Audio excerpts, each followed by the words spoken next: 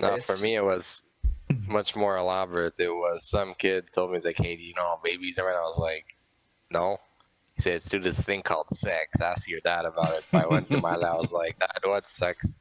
And he was like, you'll understand when you're older. I'm like, why can't you just tell me? And I said, oh, you wouldn't get it. I was like, damn it. So naturally, by that point, I had the internet. So I looked up, I went on Google and I wrote sex. Sex. I was like 7.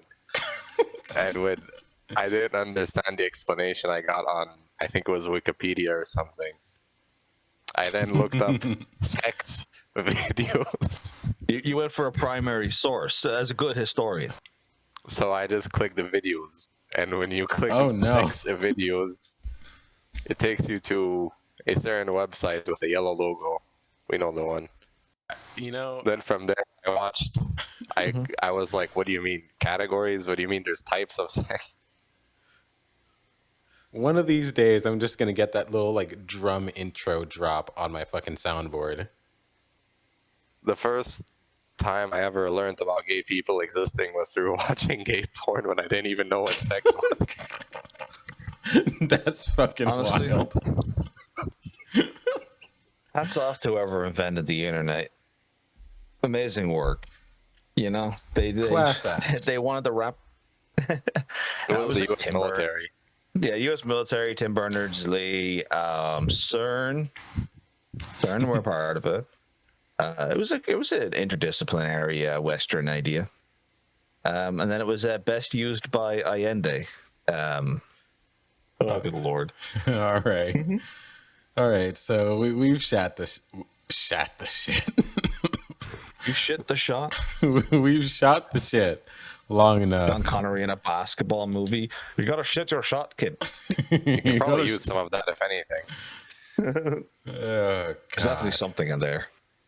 So yeah, we've shot the shit for long enough. Let's do our intro and get into it. So yeah, we have an intro. To be honest, not really. All right, wait, hold on. Let's come up with one. It's like, be like, you're joining us for Esotechnica, the leading podcast for exploring questions nobody was brave enough to ask until now. You sound like a fucking ESPN opener. I'm pretty sure most people just don't care about the questions we're answering. Well, yeah, but the secret is to show them that they're correct and they shouldn't have cared. But it was fun to find that information out. I had something along the lines of, hello and welcome to Esotechnica, a podcast about all of the false starts, missteps, and oddities on our journey to the modern industrial age, or some shit along those lines. I like that. And hey, look, what better way to start such a podcast than with a false start of me opening it differently and then us going immediately, hey, let's start it differently. Yeah, I mean, hey, it is what it is. So, hey, everybody, who are you? What are your fucking pronouns? Oh, fucking pronouns. I'm Celtic, Irish streamer, he, him. I think I'm Ali. That's about it. Okay. What are your fucking pronouns? Oh, he, him. Thank you. And then I am Jelly Like Jam. I don't know. I do shit online. And pronouns are they, them. If you get it wrong, I will say mean things about you online. To the Tumblr. Yeah, I am a child of Tumblr, parentheses, derogatory. So I was just going to say, to open things up, I do have a small news segment. So just pretend that there is like a news intro sting right here. I'll set up the soundboard eventually, but like do or whatever. Yeah, I got you. All right, Elon and fucking Doge. Jesus Christ. The efficiency generals. The efficiencies are. Yes, wait, who is our border czar? Tim Holman. Also, Tom Holman. Tom, sorry. Okay. But yeah, also I just hate that that's like a new like official name. Like when they were calling Kamala Harris, the border czar, like during like the debates, I thought, oh, that's just fucking Red Scare. yeah, but it seems like that is becoming like the actual name for the position. And it's incredibly telling if you are a history enjoyer, because at least feel free to tell me if I'm wrong in the comments or whatever. But the czars of Russia, like Nicholas and such, they liked that name. They picked it because they saw themselves, the Romanovs, as like direct, like they had some lineage to Rome, and so it was always harkening back to the original empire white people can't move on from. And so I think like the right wing co-opting of Bitcoins are, cryptos are, borders are, oh, y'all want a LARP real bad. This is like geopolitical cosplay hour. Hey, Celtic, when was the last time you thought about the Roman Empire? Oh God, I try not to think about the Roman Empire, but the closest I got was literally this week. I did have to study up on obscure Pope Adrian the Fourth and the laudable litter and the invention of permission to invade Ireland, but that's for a totally unrelated reason. Wait, what year would that have been? That was 1155, so that would have been probably closer to HRE than that's Roman Empire. post-Roman Empire. You're fine. Yeah, it's the closest I get. So yeah, actual title of the slide is Elon guts the weather service, fair weather fascist, unsure if it's time to leave. So yeah, our fucking efficiency czars have just decided to cut, like, I think it was like 25% of the jobs into weather service. You know what's really efficient? Not knowing how to plan for a hurricane. The one thing I always think to myself, when you wake up, you're a bit late for work, you're trying to find your pants, and you're like, what would really help? Unexpected weather events. Could I get a flash flood real quick? Best case scenario is that like we all just like learn astronomy and get like highly attuned with the passage of like the season and the stars. Unfortunately, as has happened before in society, if the state doesn't want to practice, good medicine or whatever, it doesn't want to do good logic, it doesn't want to like tell us what is actually happening, we end up having to rely on our communities. And so, yeah, the people becoming the local weather czars will be, if the state won't do it, people are still going to know when it's safe to fish. Otherwise, they will die. That's why we started doing this shit. Every home will soon have a copy of the Farmer's Almanac. No, like I did fluid dynamics as part of my university university time. Yeah. And during it, I had to do fucking awful pressure, wind, water interaction, effectively weather shit. And, here's a dude who maths knows what fucking Reynolds number is. and higher differential fucking equations and blah, blah, blah. But that's not worth going into. It's a nightmare field. But when you do, you'll find nothing but an appreciation for the meteorologists who do have to do it all of the time, because the interaction of pressure, water, and air is more complicated than when the Fire Nation attacked. When I was a kid, I kind of like had the naive assumption that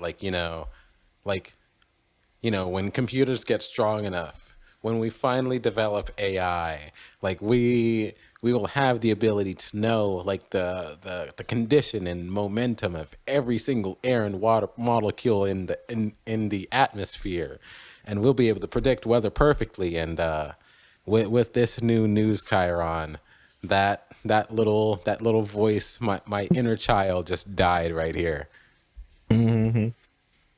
Yeah. I will say, every time you say news chyron, I do picture a horseman holding a bunch of papers, being like, terrible news. News chimera. This Chiron, the Greek god, the archer horse guy. I can't remember his full, title. Son of. Actually didn't know that. didn't know there was a Greek god? Yeah, hold on, let me look up his fucking full title. And since we're fucking milking Chiron for a second, we don't milk horses in general. Greek god horses are different. Do not Horse milk. Horse milk is not as nutritious as you're hoping. Yeah, Chiron, Greek mythology. Mm-hmm. Why haven't we like? And I'm talking about like actual like horse breasts. To be clear. Mm-hmm. Okay. The horse penis milk. Yeah, cool. I'm actually a little bit shocked that like we've never tried to like milk horses. Do we have any like of that in the historical record? That might be like something for like an agricultural revolution episode, but Dan, we've never milked a horse. I found a video of it. You can milk a hare, yeah, but there's a video of it on YouTube of milking a horse. It's called mare milk, not horse milk, I guess, to avoid the aforementioned penis milking, but yeah, they have nipples. Greg. That means you can milk them. Yeah, fucking movie reference. But yeah, no, but like Chiron. Back to that. Is a centaur. Yeah, he was the wisest and justest of the centaurs. He wasn't a god. Sorry, mythological figure. He had a horse cock. Might as well be a god. That's led us to grabbing the nipples of a horse. Which sounds like the nipples. Yeah. Okay, on to the next one. Mm-hmm. GOP is still good for the economy. Are they? So Celtic, you're lucky enough to like not be in America. Same with you, Narco. But like, goddamn, I don't know how like much this is affecting like Canada and like Europe or whatever. But like the United States is currently going through a recession. Us too, don't worry. Yeah, the hurt's global. Y'all's actions have effectively. I mean, I won't lay all the blame. I won't lay all of the blame at America's feet, but 99.9% has led my government to buy 6 fighter jets. I'm in Ireland.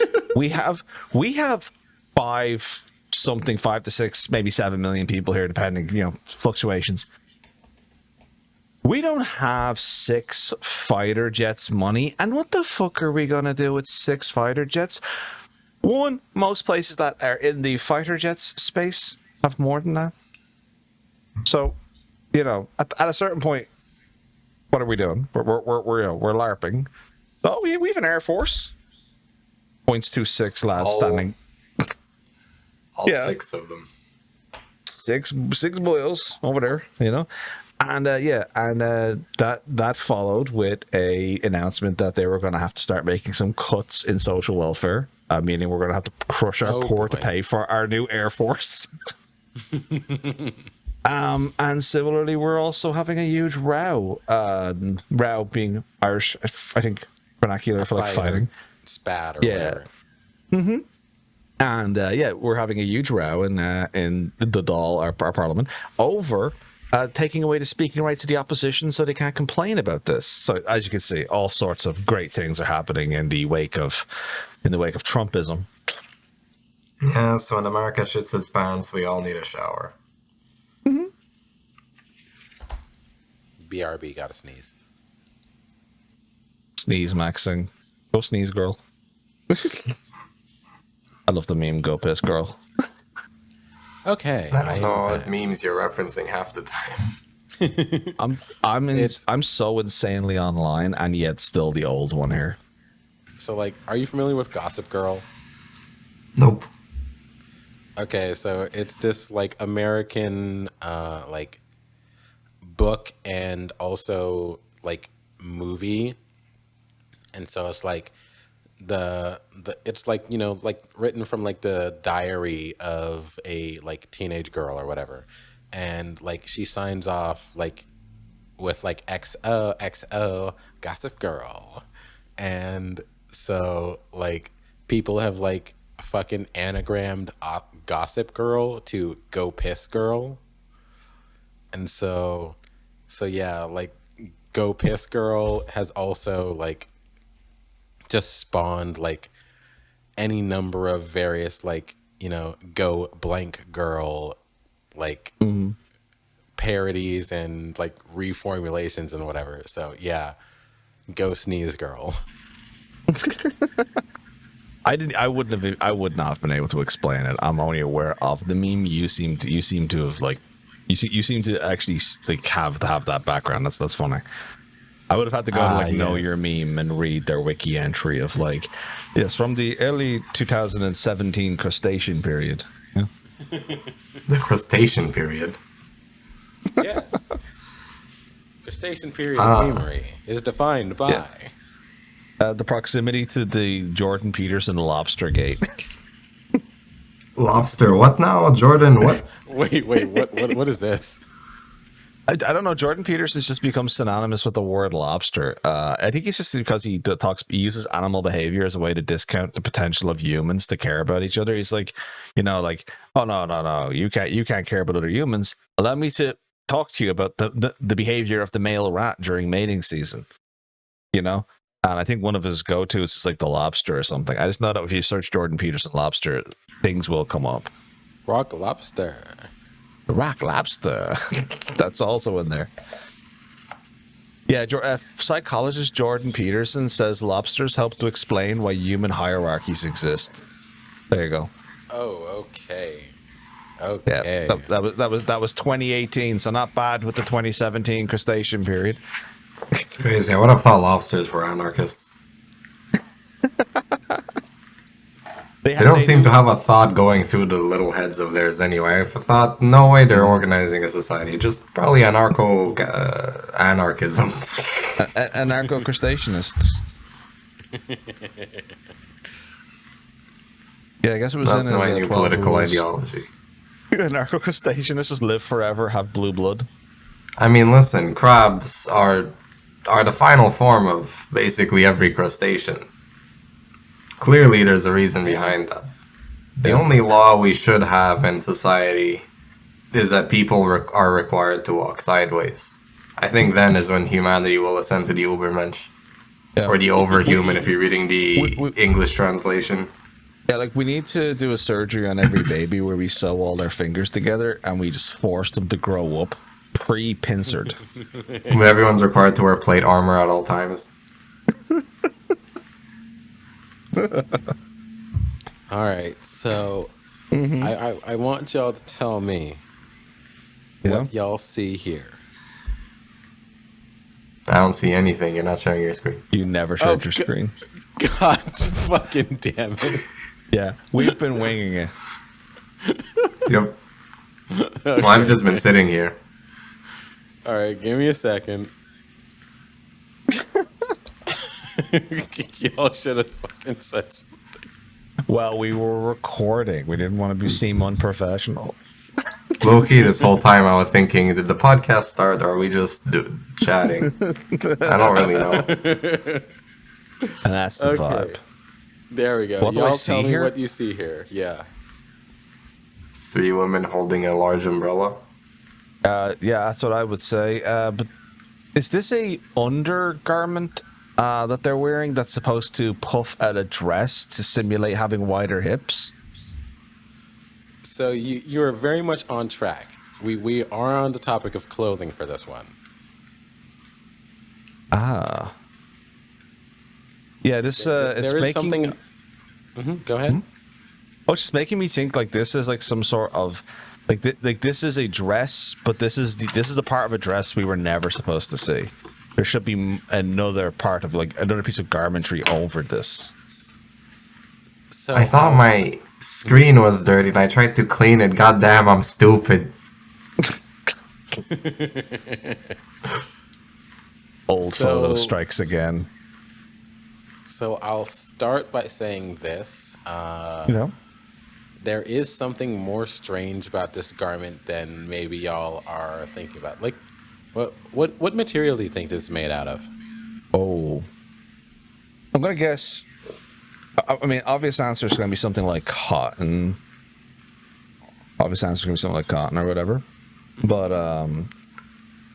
I'm gonna guess maybe hemp or hay, maybe. You're very much on the right track. Bamboo. You're closer with bamboo. Oh, so it's Eucalyptus? wood. No, it's wood. It's tree pulp. Yeah, it is straight up wood veneers. Wood Okay. Oh. So That's wood why they veneers- look so uncomfortable. Aside from the girl in the middle, neither of the ones on the right and left don't look very happy to be here. Well, the one Okay, on the so right they- is at least faking a smile. So in the absence of a name for these, I do have to call them classes, and I can explain why. All right, go for Clog it. dresses. Ah, It's not a complicated explanation, but I am happy with calling them a class until I have a better name. Because this is a fucking wood dress. You've made a wood dress. And so I'm happy to clogify the word dress. so yeah, like it's just wood veneers. Wood veneers. Anybody unfamiliar with like that whole concept? It is just a piece of wood sliced extremely thin. Think like maybe like an 1/80th of an inch thick. So like, you know, take an 1/8 of an inch and then make it like 10 times thinner. There's a video of these girls like, you know, speaking about it and like promoting it and, you know, talking about like the whole like wood bathing suits concept. And so like it was born out of the whole like their father was, or at least, you know, at least some of the spruce girls' fathers. I don't know how many of them were actually his children. Spruce girls. Yep, they were called the spruce girls. Okay, so it's spruce pulp. We know that now. And so yeah, like, and they were like cast as part of like this like, you know, advertising thing or whatever. And they were like, oh, you know, our father, you know, built a house and had all of these like shingles left over or whatever, and he made them into like these bathing suits. So yes, they are bathing suits. Like allegedly they made like, you know, swimming easier. Yeah, there's no. I was about to say buoyancy. There's no way it's buoyancy. Go ahead, sorry, what were you I have two questions. How are you taking wood into water? Are they varnishing it? The only garment that you have to fucking varnish after every use. Well, they're swimming in like lakes at this point in time, right? This is like pre the public pools, so there's probably some bees nearby. Maybe you could just like. Well, I mean, this just is get, you know- 1929, so I feel like okay. public pools existed. Maybe. I was just for my joke, they need to not exist. I was just gonna say, well, they just like went and like Pooh Beared a fucking beehive and just got themselves some like beeswax and just, you know, you can waterproof. You can just smear a bit of that on. It'd be good. Oh yeah, I googled when the first public pool was made, and it tells me 5000 BC. well, They probably had a public pool. Okay, I guess I'm wrong by a factor of like all of it. But then again, maybe they're classifying something different than a public pool, because for my definition of public pool, we would also have to have invented the private pool, and maybe they didn't have the concept of private yet, you know. But this is the Spruce sisters. They said their father apparently made these. This used to follow in a long line of what I would call Bollock's product. I'll get into that a little bit later, but yeah, Invented go to ahead. sell waste material. Yeah, literally. We have some crap because we do something else. What if we just gave this, like, a lot of food? Like I remember seeing like you know when we brew alcohol, like beers and such. We have this like soggy mass of like just low nutrient. Yeah, the mash, of low nutrient like hops and barley that we've just kind of grossified. Yeah.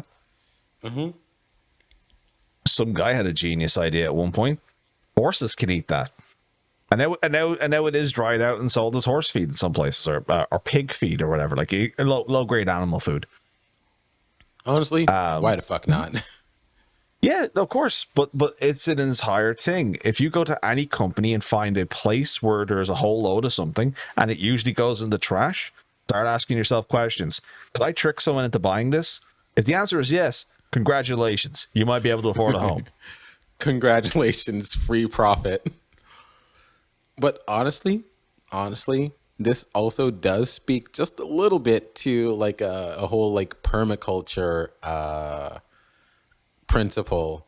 I remember like somebody was mentioning this in your chat like the other day, Celtic, where Andrew Milson. So yeah, I actually learned this concept from Andrew Milson. Like a like waste is just a resource in the wrong place. So like I try to internalize that as much as possible. So like, animal scat. Oh, if I just, like put it in, a pile for like a year, let it like dry out in the sun, whatever, it like it'll stop stinking and it'll just be like a mass of like carbon and nitrogen or whatever. That kind of thing.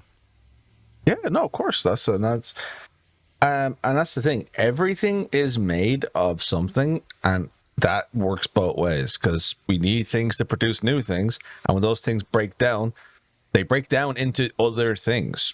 Let's start looking for options. A lot of great ingenuity and such comes from like being able to find something that is abundant, undervalued, and still useful. And like that's where like that's kind of where like a lot of companies don't even want us they don't even want us doing that until we start doing it, and then they're like, oh, we're gonna stop you doing it now, but we're gonna sell the product to you instead. Like there was a lot of offcuts butchers didn't used to sell. These referred to them as like the butcher's cut because he would take it home and eat it because it was like perfectly fine food, but nobody would buy it because it either didn't have a name or it didn't have a market or people didn't know how to cook it. And so a lot of butcher's cuts were just awkward and hard to work with or unknown. And now they've all become kind of like, industry fucking secrets, open secrets. And people walk in and they're like, I'm an experienced carnivore. Allow me to request one skirt steak. Yes, I know what I'm talking about. Can I have a Lancashire long cut? Thank you. Now, adjacent to the whole concept of butcher's cuts, there are some cuts of meat which are just like wholly toxic, like oxtail. Now, anybody who may be listening right now, I need you to know, like especially if you are like European descendant, like oxtail is not meant for human consumption. And it can cause any number of health issues from like hypertension to like high cholesterol to artery blockage to voting for the Tories. To voting for the Tories or voting for the Republicans if you're in the US. Or I don't know, siding with the Muslim Brotherhood. Eating oxtail will radically shift your politics. And not in a good way. And so oh, good Lord. You tell me if I never eat oxtail, I might be a Republican. Maybe that's why I'm an atheist. Oxtail. And so, yeah, it's just oxtail is very like bad for your mental health. The only people who like might have a chance at withstanding the vast adverse health effects of the oxtail are Caribbeans. So I advise you to just, if you see it at your local butcher, steer clear. If you see it at a local Jamaican restaurant, don't order it. Okay? Cool. Yeah, or in fact, for public safety, go ahead and buy it, but then tell the butcher to like that you don't want it, and just give it to the next person who can handle it. Just like if anyone from Caribbean descent comes in, pass it on to the next guy. All right, back to the Spruce Girls. So one thing you'll notice about like a lot of the photos that the Spruce Girls are in, you notice what they're holding? Yeah, Big it's umbrella. well, this is like a gazebo-y thing, right? This is like a sun umbrella. So in their left hand, they're holding a sun umbrella, but what are they holding in their right hands? Slippers. Is that? No, that's the sole of a shoe. That's an insole. Those are just straight out cutouts of feet. Okay, close enough. Yeah, and you can see them in like about half of all the photos that they are in. And it's like, goddamn, foot fetishes manifested in weird ways, like before the advent of like video porn, you know? Oh, you think this is a sexual thing? Not even. God, maybe just a little bit. Just like sexual adjacent. Yeah. Why?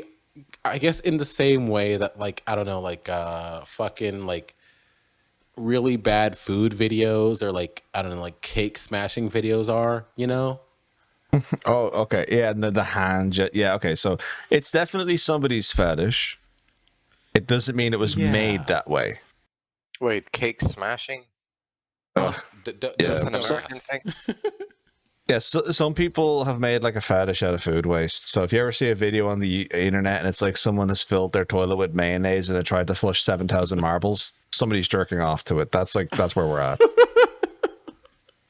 Yeah, this is some things are just like water off a duck's mind. Just best not to think about, you know? Yeah, you are too pure for this world. just enjoy that. Yeah, I have Twitch streamer brain rot. And that means I have to notice stuff. Run. Don't play your internet. Just to give you an idea of how terminally not online I am, and maybe how innocent I am.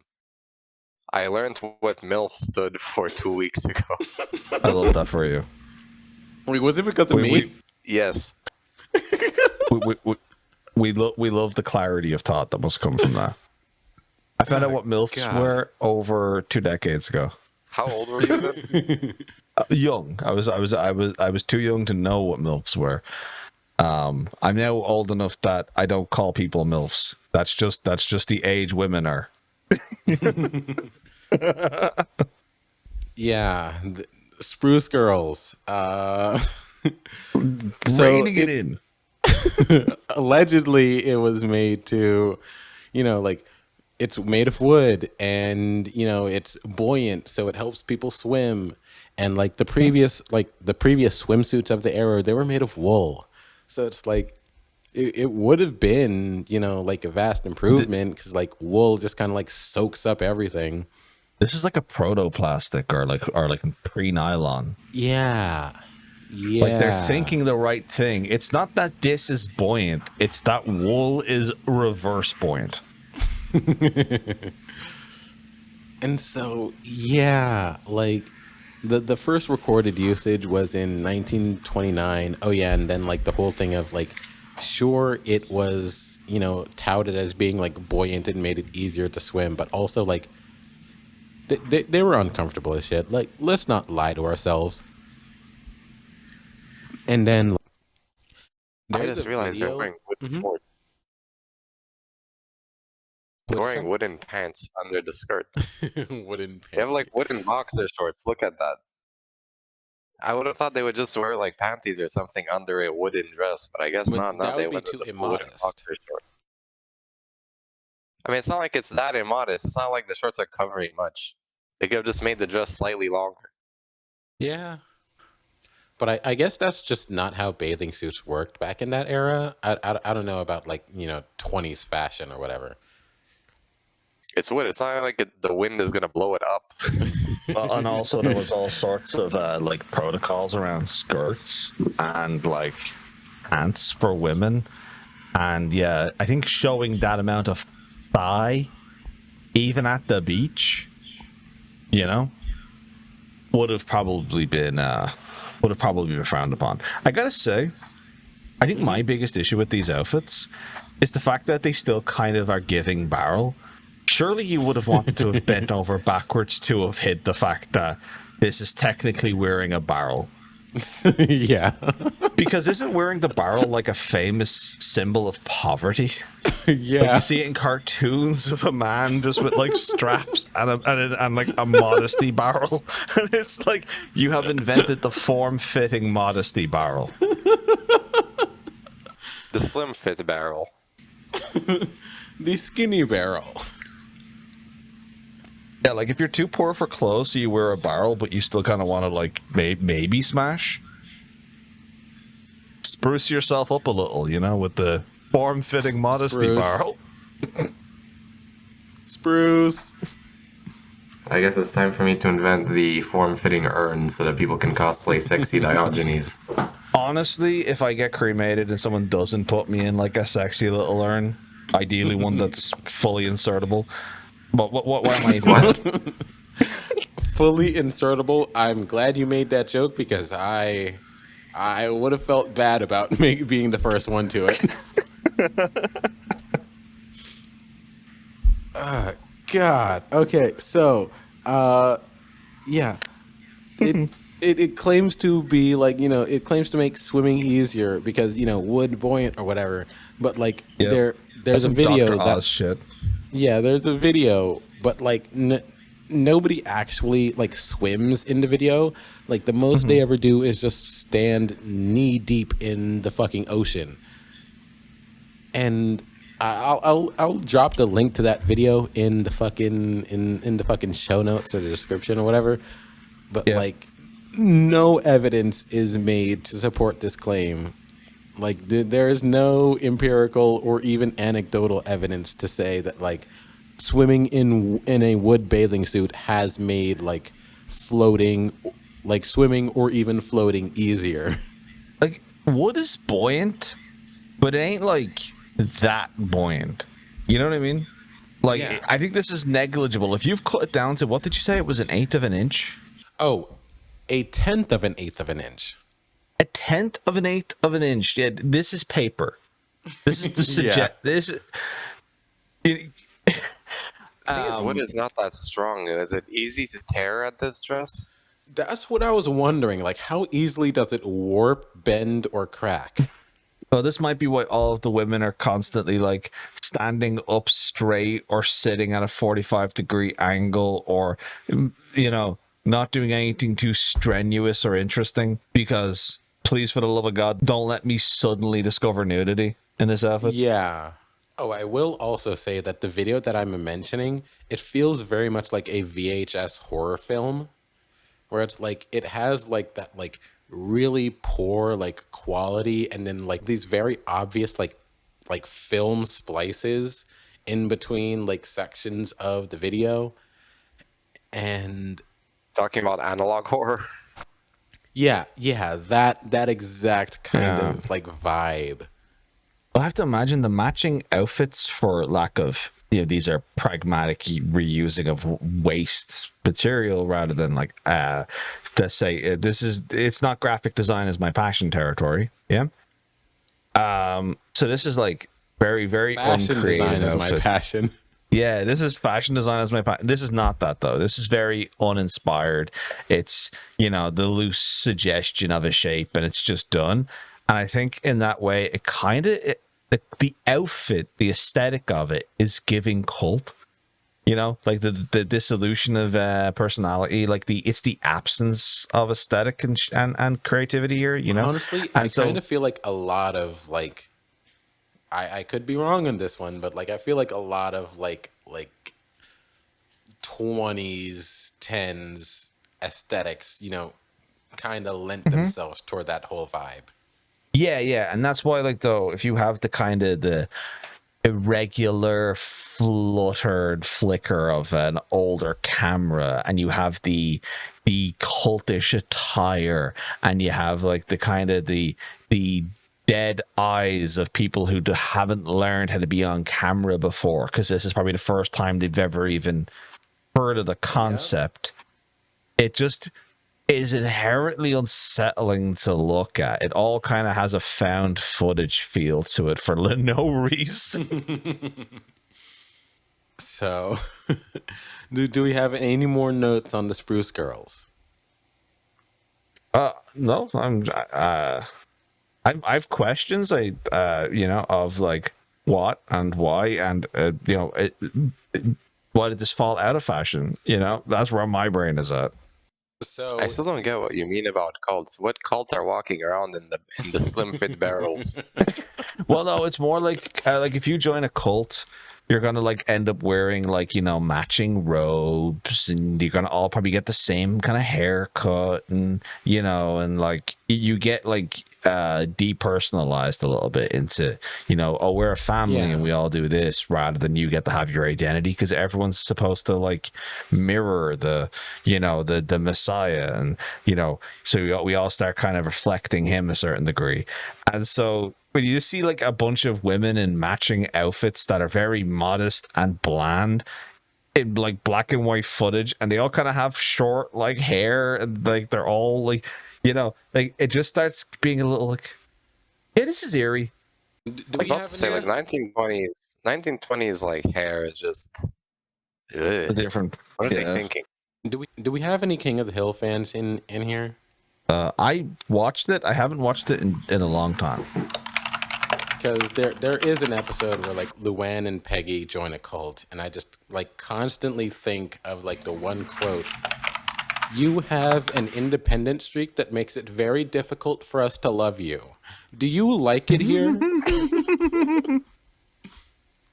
You have an independent streak that makes it very difficult to love you is honestly, if I wasn't already putting emojis on my grave because of Laura Les, would be a nice tombstone.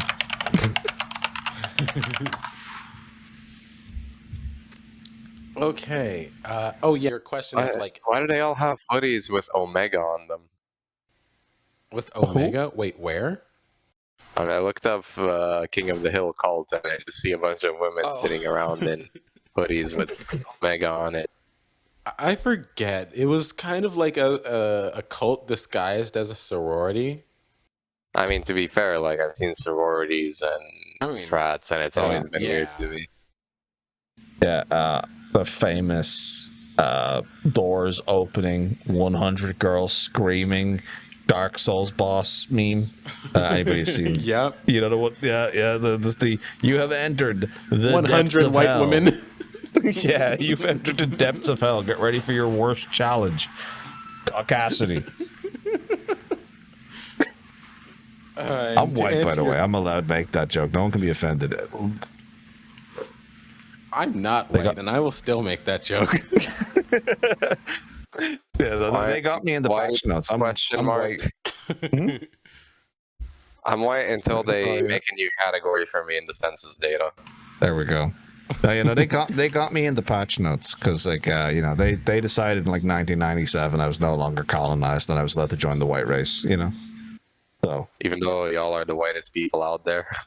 Well, we're pale, Next to maybe Norwegians. Well, so that's the thing. Whiteness didn't used to mean skin color, right? Like as a whole thing.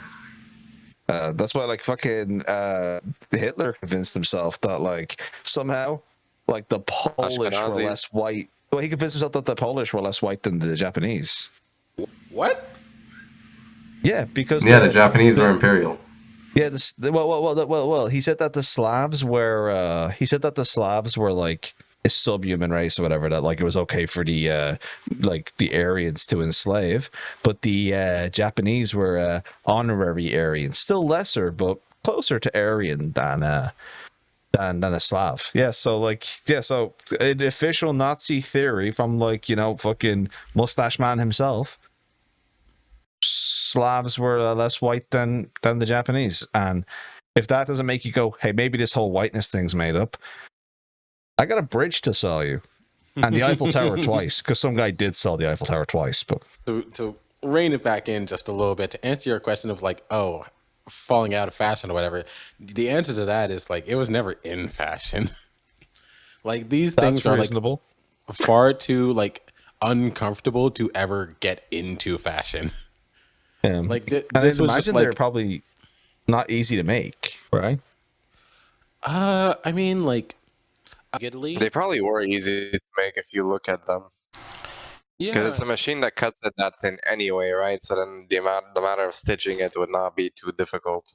Yeah, like this was like construction waste, and like as you can see in the like the bottom left photo, like it can be like manipulated by just like an average seamstress who like, you know, they brought on for like the shooting of the video. But yeah, like it's just far too uncomfortable for anybody to like actually want to wear it. However, it was basically just like a bunch of people. Well, by a bunch of people, I mean like one industrialist commissioning his like daughters and their friends to like try to make this a thing. You know what? Though, you know, we gotta actually, maybe we should bring this back because not for clothing. I think clothing was a terrible place to go. You know. Because, like, yeah, like you think clogs, yeah, people are already like, oh, that's too inflexible. Why? People don't want wood Wait. on their body. What about curtains? That's what I was about to say. Yeah. Curtains. Yes. Oh. Or floor covering, like instead of a rug, what about a wooden rug, right? We could fashion this into all sorts of things. Not to make somebody in our audience a fucking millionaire with the next hat you can buy in IKEA, but like beaded curtains with like little kind of wooden things. There might be a place for you actually using this to fancify some things. Like, you know, like I know wood pulp has found its way into like cheap coasters, but those are usually made as like people. When you pick up a coaster and you can see the lack of wood grain and the chunk to it, you know that's a wood surplus byproduct, right? Like coasters were invented.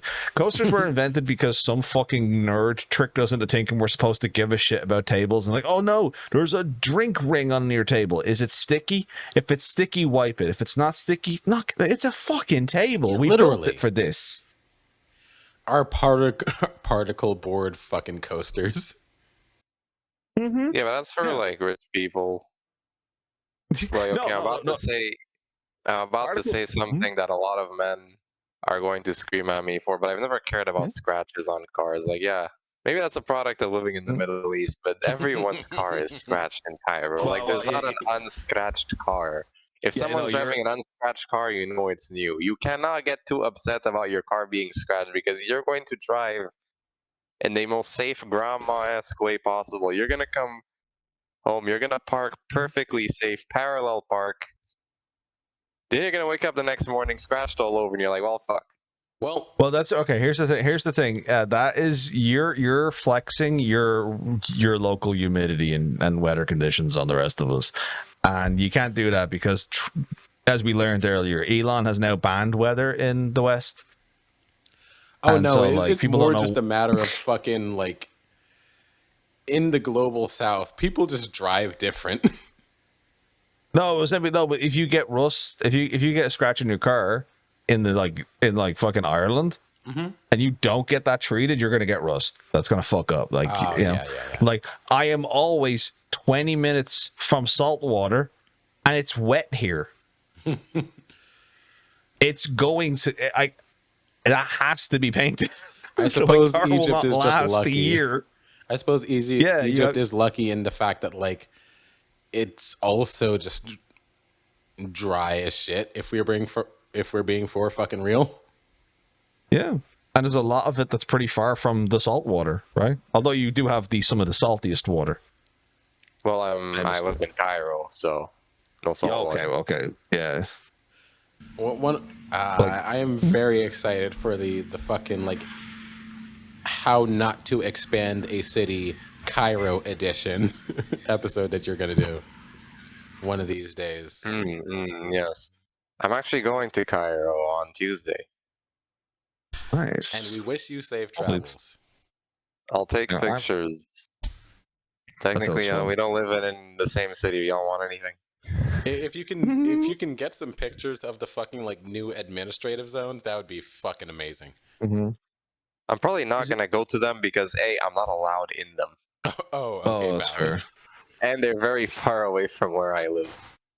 Is it possible for you to get my favorite genre of photograph that people do not want to get of their mythical cities? When I went to Athens, I was immediately struck by seeing like an Aldi next to like the Temple of Zeus. Can you get like the juxtaposition of like, oh, look at the grandeur of the pyramid and like a person taking a piss next to an ATM? Like, if you can get me one of those, I can do you one better. There is a Pizza Hut overlooking the pyramids. I can take a photo of myself eating some American slop pizza on the balcony of Beautiful. that Pizza Hut That's the dream. with the Just pyramids make in the sure you thank background, Gorbachev when maybe you in the do it. sunset. Like I'm gonna need like 3 hail Gorbachevs when you're fucking eating that pizza next to whatever the fuck. Yeah, like I that. just I hope this don't know. podcast pays us enough that we can afford the Pizza Hut pizza There we for the one go. photo. But there's my thing. That's it. That collapsing of like history into the modern context and showing, I don't know, like showing what we've done to some of our cities. At the risk of it being like a traditionalist glazing the past, because I don't have any of that in me, but it's just so interesting to like mix the timelines a little bit, you know. It's big in Ireland because O'Connell Street's like the main street of our capital here. Whenever I go into the city, there's a bunch of these historic buildings that like the revolution was fought in. There's bullet marks still in the walls. You can like go up and touch them, you can feel them, and they've been smoothed out from so many tourists doing it, but they were like forged by bullets, and like heroes died fighting here. And it's a McDonald's now. So you can also get like, you know, boycott, we're not eating McDonald's, but you can also get McDonald's. Like in my part of fucking America, like the best I can get is a fucking Dairy Queen with like 3 bullet holes in the front window. Yeah, but those were put there yesterday, no? They're not meaningful no. bullet holes. Those were put there like 5 years ago. Thank you very much. Yeah, America will shoot a Dairy Queen today. When my building got shot, McDonald's didn't exist. Moving on from the Spruce Girls. I'm going to assume that you both are at least somewhat familiar with the Hughes H4 Hercules, aka the Spruce Goose. Oh. We're on some sort of a spruce team. I'm seeing Spruce Girl, Spruce Goose. This is the big plane, right? Yeah, it is the big plane. Yes, the big one. This was actually commissioned in the like height of World War II, and so it was commissioned in 1942. And construction finished in 1947. It was like began by like Howard Hughes and Henry J. Kaiser, and basically like why? So it was designed as a flying boat. So flying boats are like not anything like new. They're not a new concept to this like era in history. You can basically land pretty much anywhere without a pier, or I mean, without one if you're not a bitch.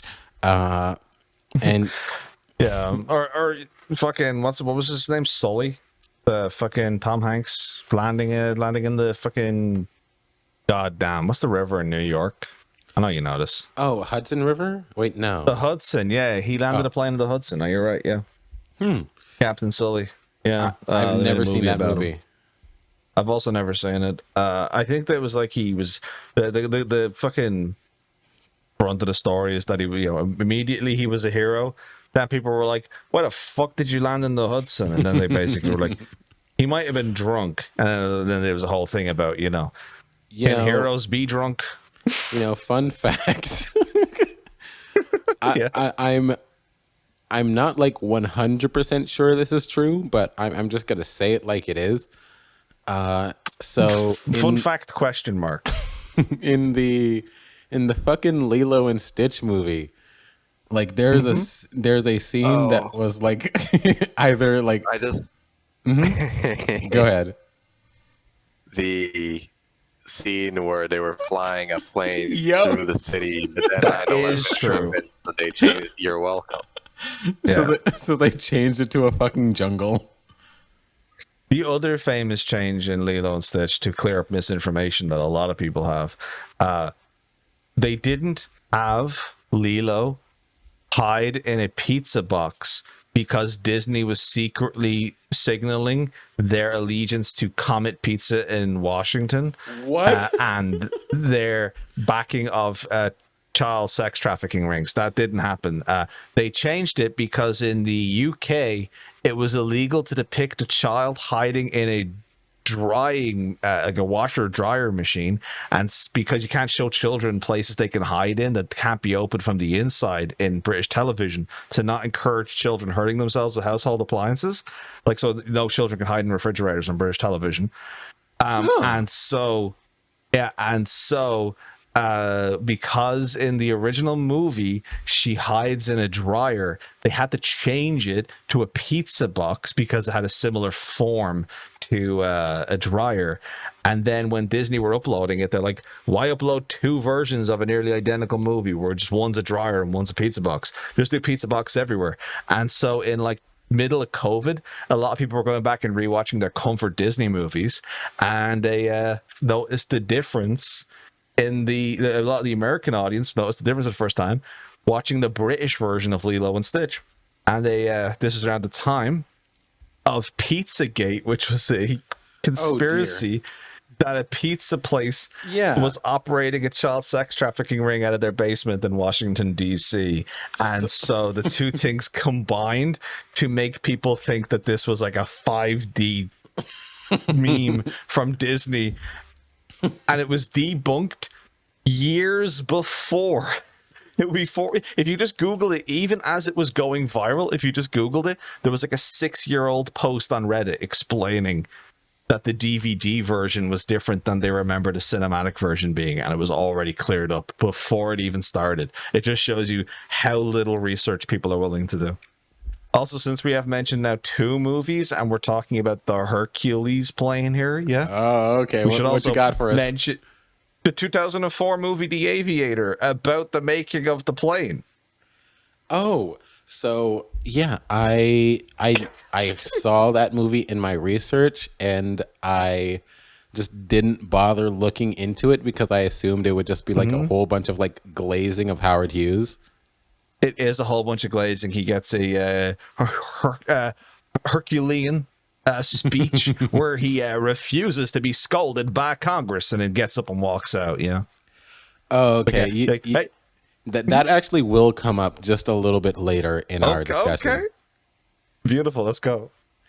Okay, so flying boats, not really a new concept.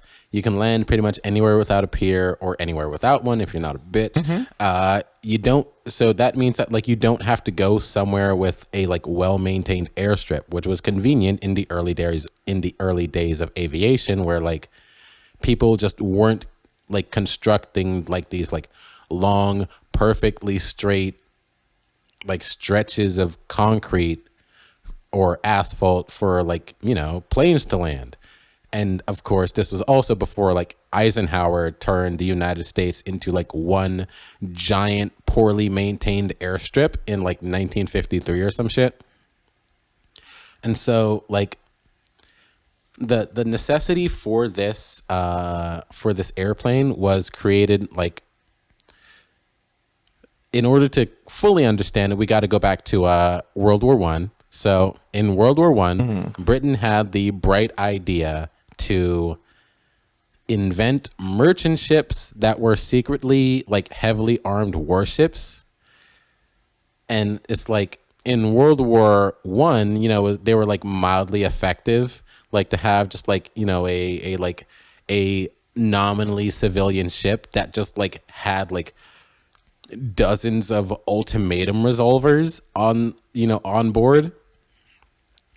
But like in World War II, Germany got the much brighter idea to build submarines and then shoot down everything that floats faster than anyone could build them. And so that led to, there you go. Yeah. And so that led to what we now call the Battle of the Atlantic. And so just a little bit of backstory on Hughes, Howard Hughes. He's basically what Elon Musk thinks he is. And instead of an apartheid diamond mine, he got rich off of his daddy's tool company, and then like later on, like films like Scarface and one other movie that's very popular that I never watched and never really care to watch, if I'm being for fucking real. Eventually he just got really into planes, and he decided to just like pay a bunch of people to build planes that he got to name. But also he was a legit pilot. In fact, like he's like later in his life, he suffered like an injury as a result of a plane crash or some shit like that. As somebody can correct me in the comments or whatever. Yeah. And This might not be true because I'm literally making it up right now. But wasn't he also sainted as the patron saint of affluenza? honestly, valid. This is the most rich kid got a hobby, decided to become a filmmaker. Nah, fuck that. I'm going to be a pilot. Nah, fuck that. I'm going to be an aeronautical engineer. Nah, fuck that. And so yeah, like that's where I'm getting the whole like he's what Elon thinks he is / wishes he was, except like with like maybe like some iota of like technical expertise.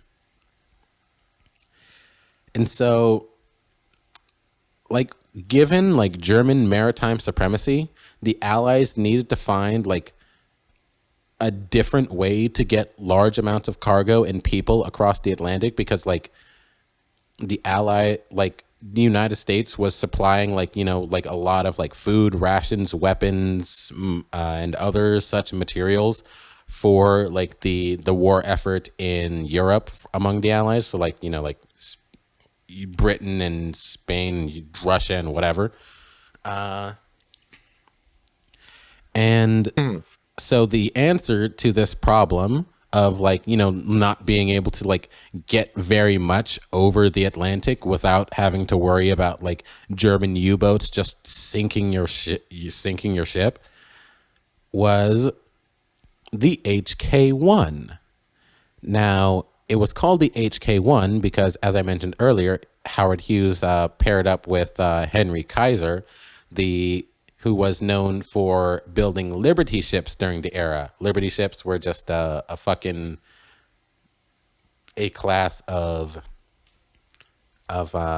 just ships that were like notorious for like their speed of construction. So like it really was a battle of like, okay, Germany thinks they can shoot down our ships faster than we can build them. Let's just build them faster. And attrition, the best military strategy. You know, good things always happen when people are like, they think they can kill all of our boys, do they? Well, let's show them how many boys we got. So yeah, they were famous. What if we get the boys met so they're harder to shoot? So they were famous for extremely quick turnaround. Now, the Hughes HK-1, later known as the Hughes H-4 Hercules, did not have a quick turnaround due to the combination of the fact that they were literally like blazing a new field in like airplane manufacturing techniques, because like they weren't going with like the metal fuselage technique that like just I don't want to say every, but like most airplanes that like, you know, would be made, you know, from like the 1940s on were like going by. They were doing it out of like wood. And then also a little bit of a fabric covered aluminum or aluminium. Was the use of wood uncomfortable for the plane? I'll get to that. I was just relating it back to the wooden clothing. I'm like, you know, maybe there's a theme here. Did they usually make? Yeah, no, I think old planes were made out of wood. They were most. I actually don't know that one. I do know that like by the time World War II rolls around, like metal was just like the it was the method of like manufacture that like most people or like most like businesses had like established manufacturing processes for. So it's like you didn't have to like, you know, reinvent the wheel in order to make another metal plane, you know? However, like they did have to reinvent the wheel in order to make the Hughes H4 Hercules. And so like the half of it was, you know, the fact that they had to like, you know, like make a new manufacturing process, you know, which caused this to take so long. And then also the fact that like Howard Hughes was like insanely meticulous about the whole project, which like this is also like this is just the largest plane of the time, and then all and would remain so for like I want to say like 80 to 90 years until like 2019 when like a twin fuselage plane was built. I forget its exact name. But yeah, like Henry Kaiser actually ended up leaving the project in 1943 or 1944, somewhere along those lines. And it wasn't necessarily because he was fed up with like Howard Hughes's micromanagement, although that was probably definitely a factor. But mostly because the tide of the war was turning and the German U-boats were no longer a threat, like no longer the threat that they once were. That largest plane, by the way, just because you brought it up and I had to go check, it was the Stratolaunch. Oh, yes, the Stratolaunch. It was a twin fuselage monster. Yeah, it was invented by Microsoft co-founder Paul Allen, who famously was killed by Christian Bale in the movie American Psycho. Oh God, the connections never stop. Oh God, that's what 4 movies mentioned now. Yeah, if you update your letterbox. That is actually on the like this very short list of movies that I've seen. American Psycho. Also, that was a different Paul Allen for anybody who didn't catch that. It was a joke. The real Paul Allen was not killed in that movie. Oh, okay. You could have just said that, I know, and I would have believed you. Yeah, I didn't want to spread misinformation that the guy who invented Microsoft was also in 32nd to Mars. So I was like, no. let's just bump that down. I will say the Stratolaunch that has not only 2 fuselages, but technically, I think 3 wings if we're being generous, the kind of the concept, and 6 engines, which is it's 385 feet across, which is too much. Yeah, it seems like a silly thing. Like it just doesn't seem like it should exist. Like you've solved an engineering problem, but it's like I don't know if it's an engineering problem that we needed. It's like you go, oh, I've built it. It's like if you went to someone's house, like, oh, I've done it, I've cracked it. I'm officially like a scientist. I've made my magnum opus. You're like, oh, well, what did you invent? It's a microwave that can cook an egg in exactly 2 seconds. Like, what powers it? It's like, oh, just like 6 liters of plutonium just melts down real quick. Boom, in and out real fast. I don't think we needed to solve that problem. We could have just waited 50 seconds for a cooked egg. So, continuing under the assumption that like y'all are kind of familiar, like, just like maybe like y'all have like a cursory familiarity with the spruce goose. Have y'all ever noticed the fact that y'all have never seen the spruce goose more than like 50 meters above the ground? Did the spruce goose have a hard time getting loose because of its caboose?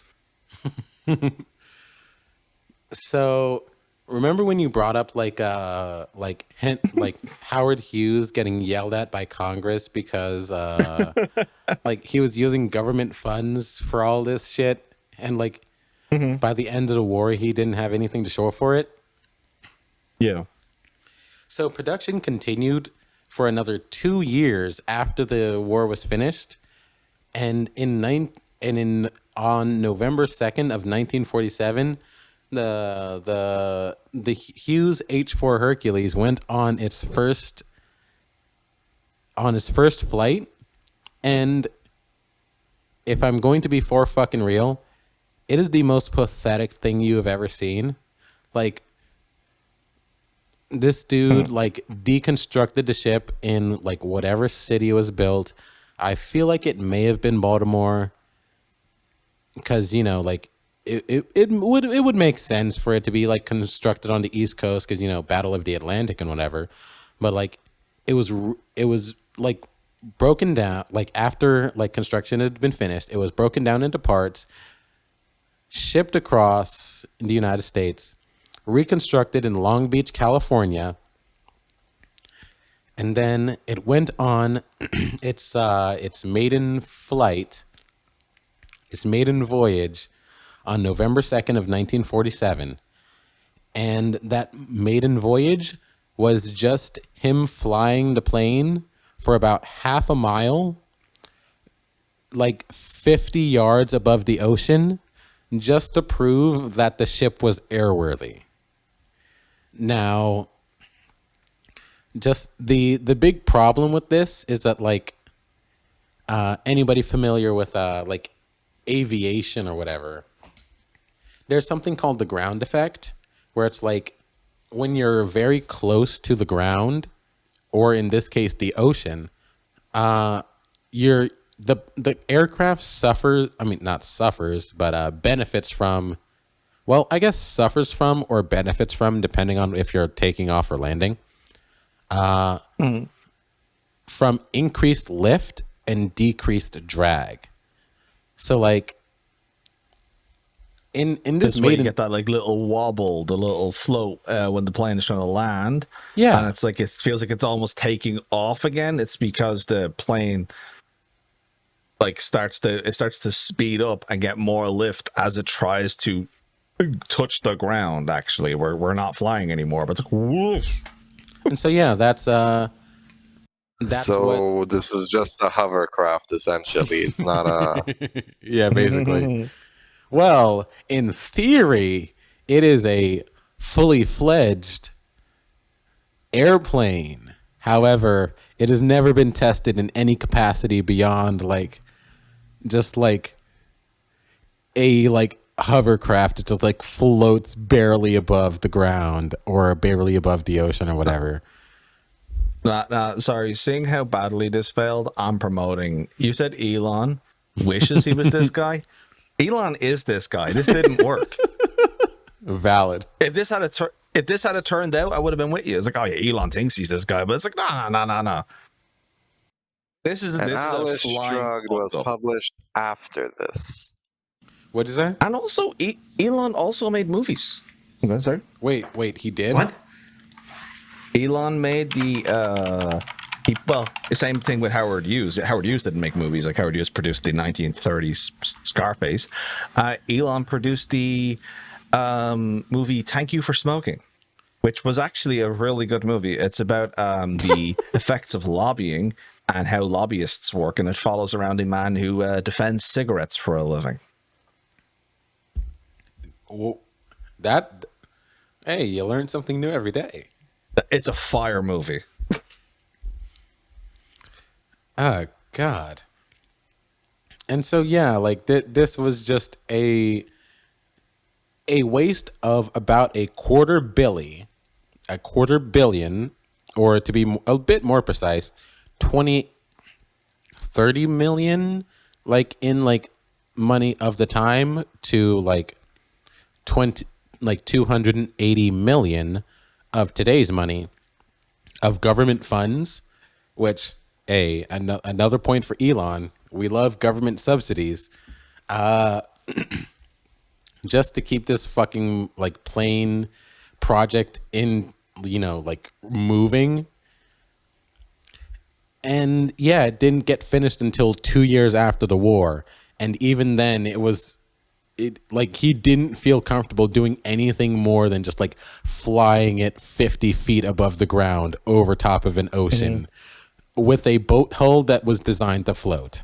So it's like, yeah, not to run cover for $5,000 screws, but this is why a lot of government, like military government contracts for like, rations and whatever are so bloated, is that we don't care what difficulty you run into. We don't care what setbacks you have.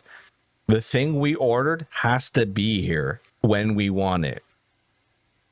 If you don't get it, like, you lose the contract. Well, at least in theory, cronyism and all that has destroyed that. But that is why they used to pay so much, because if you couldn't produce what they needed on a reasonable scale, they weren't paying you for price, or paying you for liability. Wasn't lowest bidder shit. But yeah, that's why, like, I there seen a video a while ago, someone going through a bag of washers. I know y'all are familiar with like just like the fixings for attaching other screws and for making things like this plane.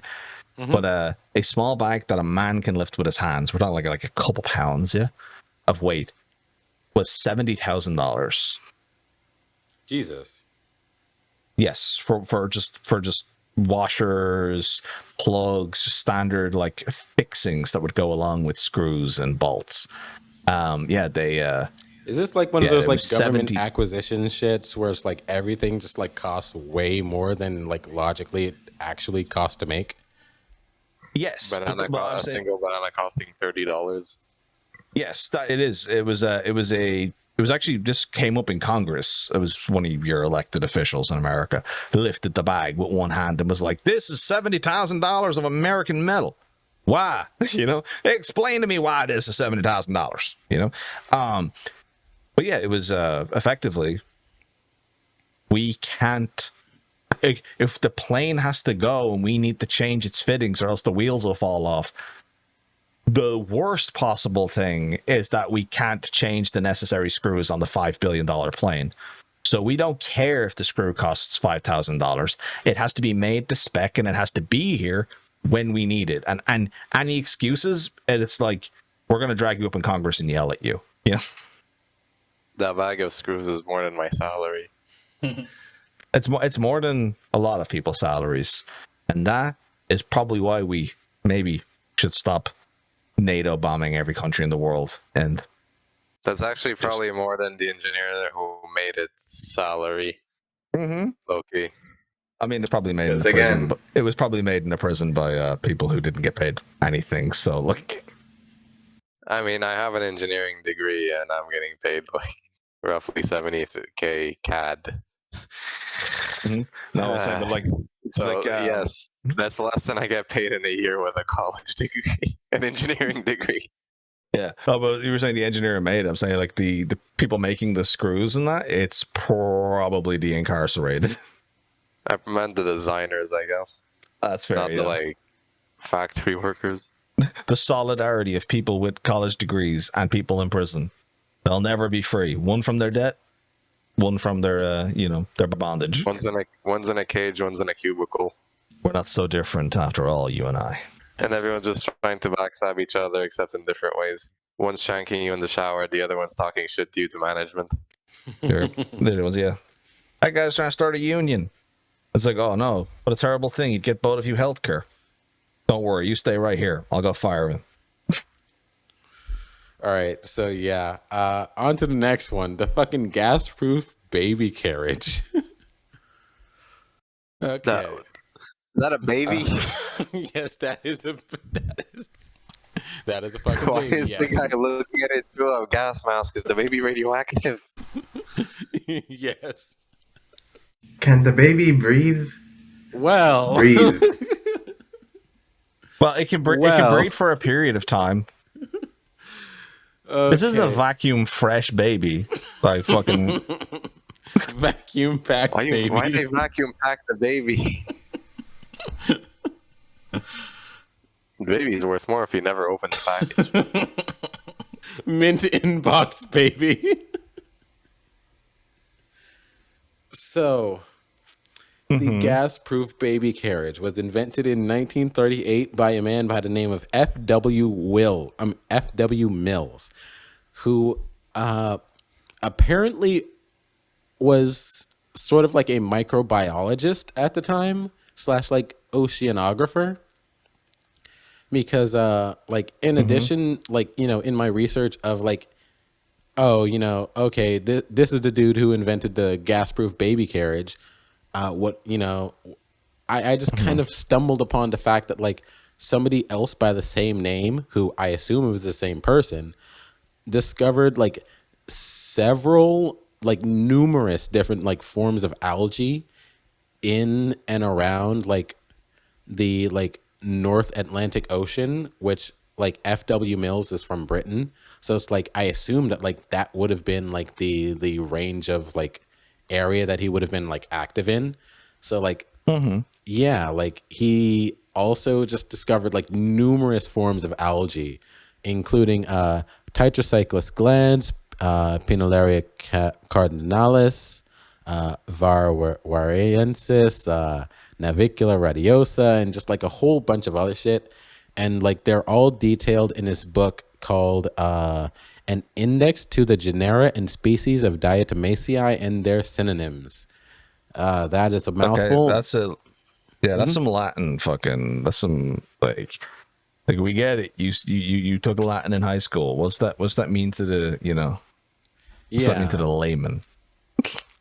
Long story short, he just discovered like a lot of, and like named a whole lot of like fucking like tiny shit in the ocean. So why was this invented? So like in World War One, like, you know, one of the big fears like that came out of World War One was like chemical warfare, like, you know, just like spraying mustard gas over an entire population or whatever.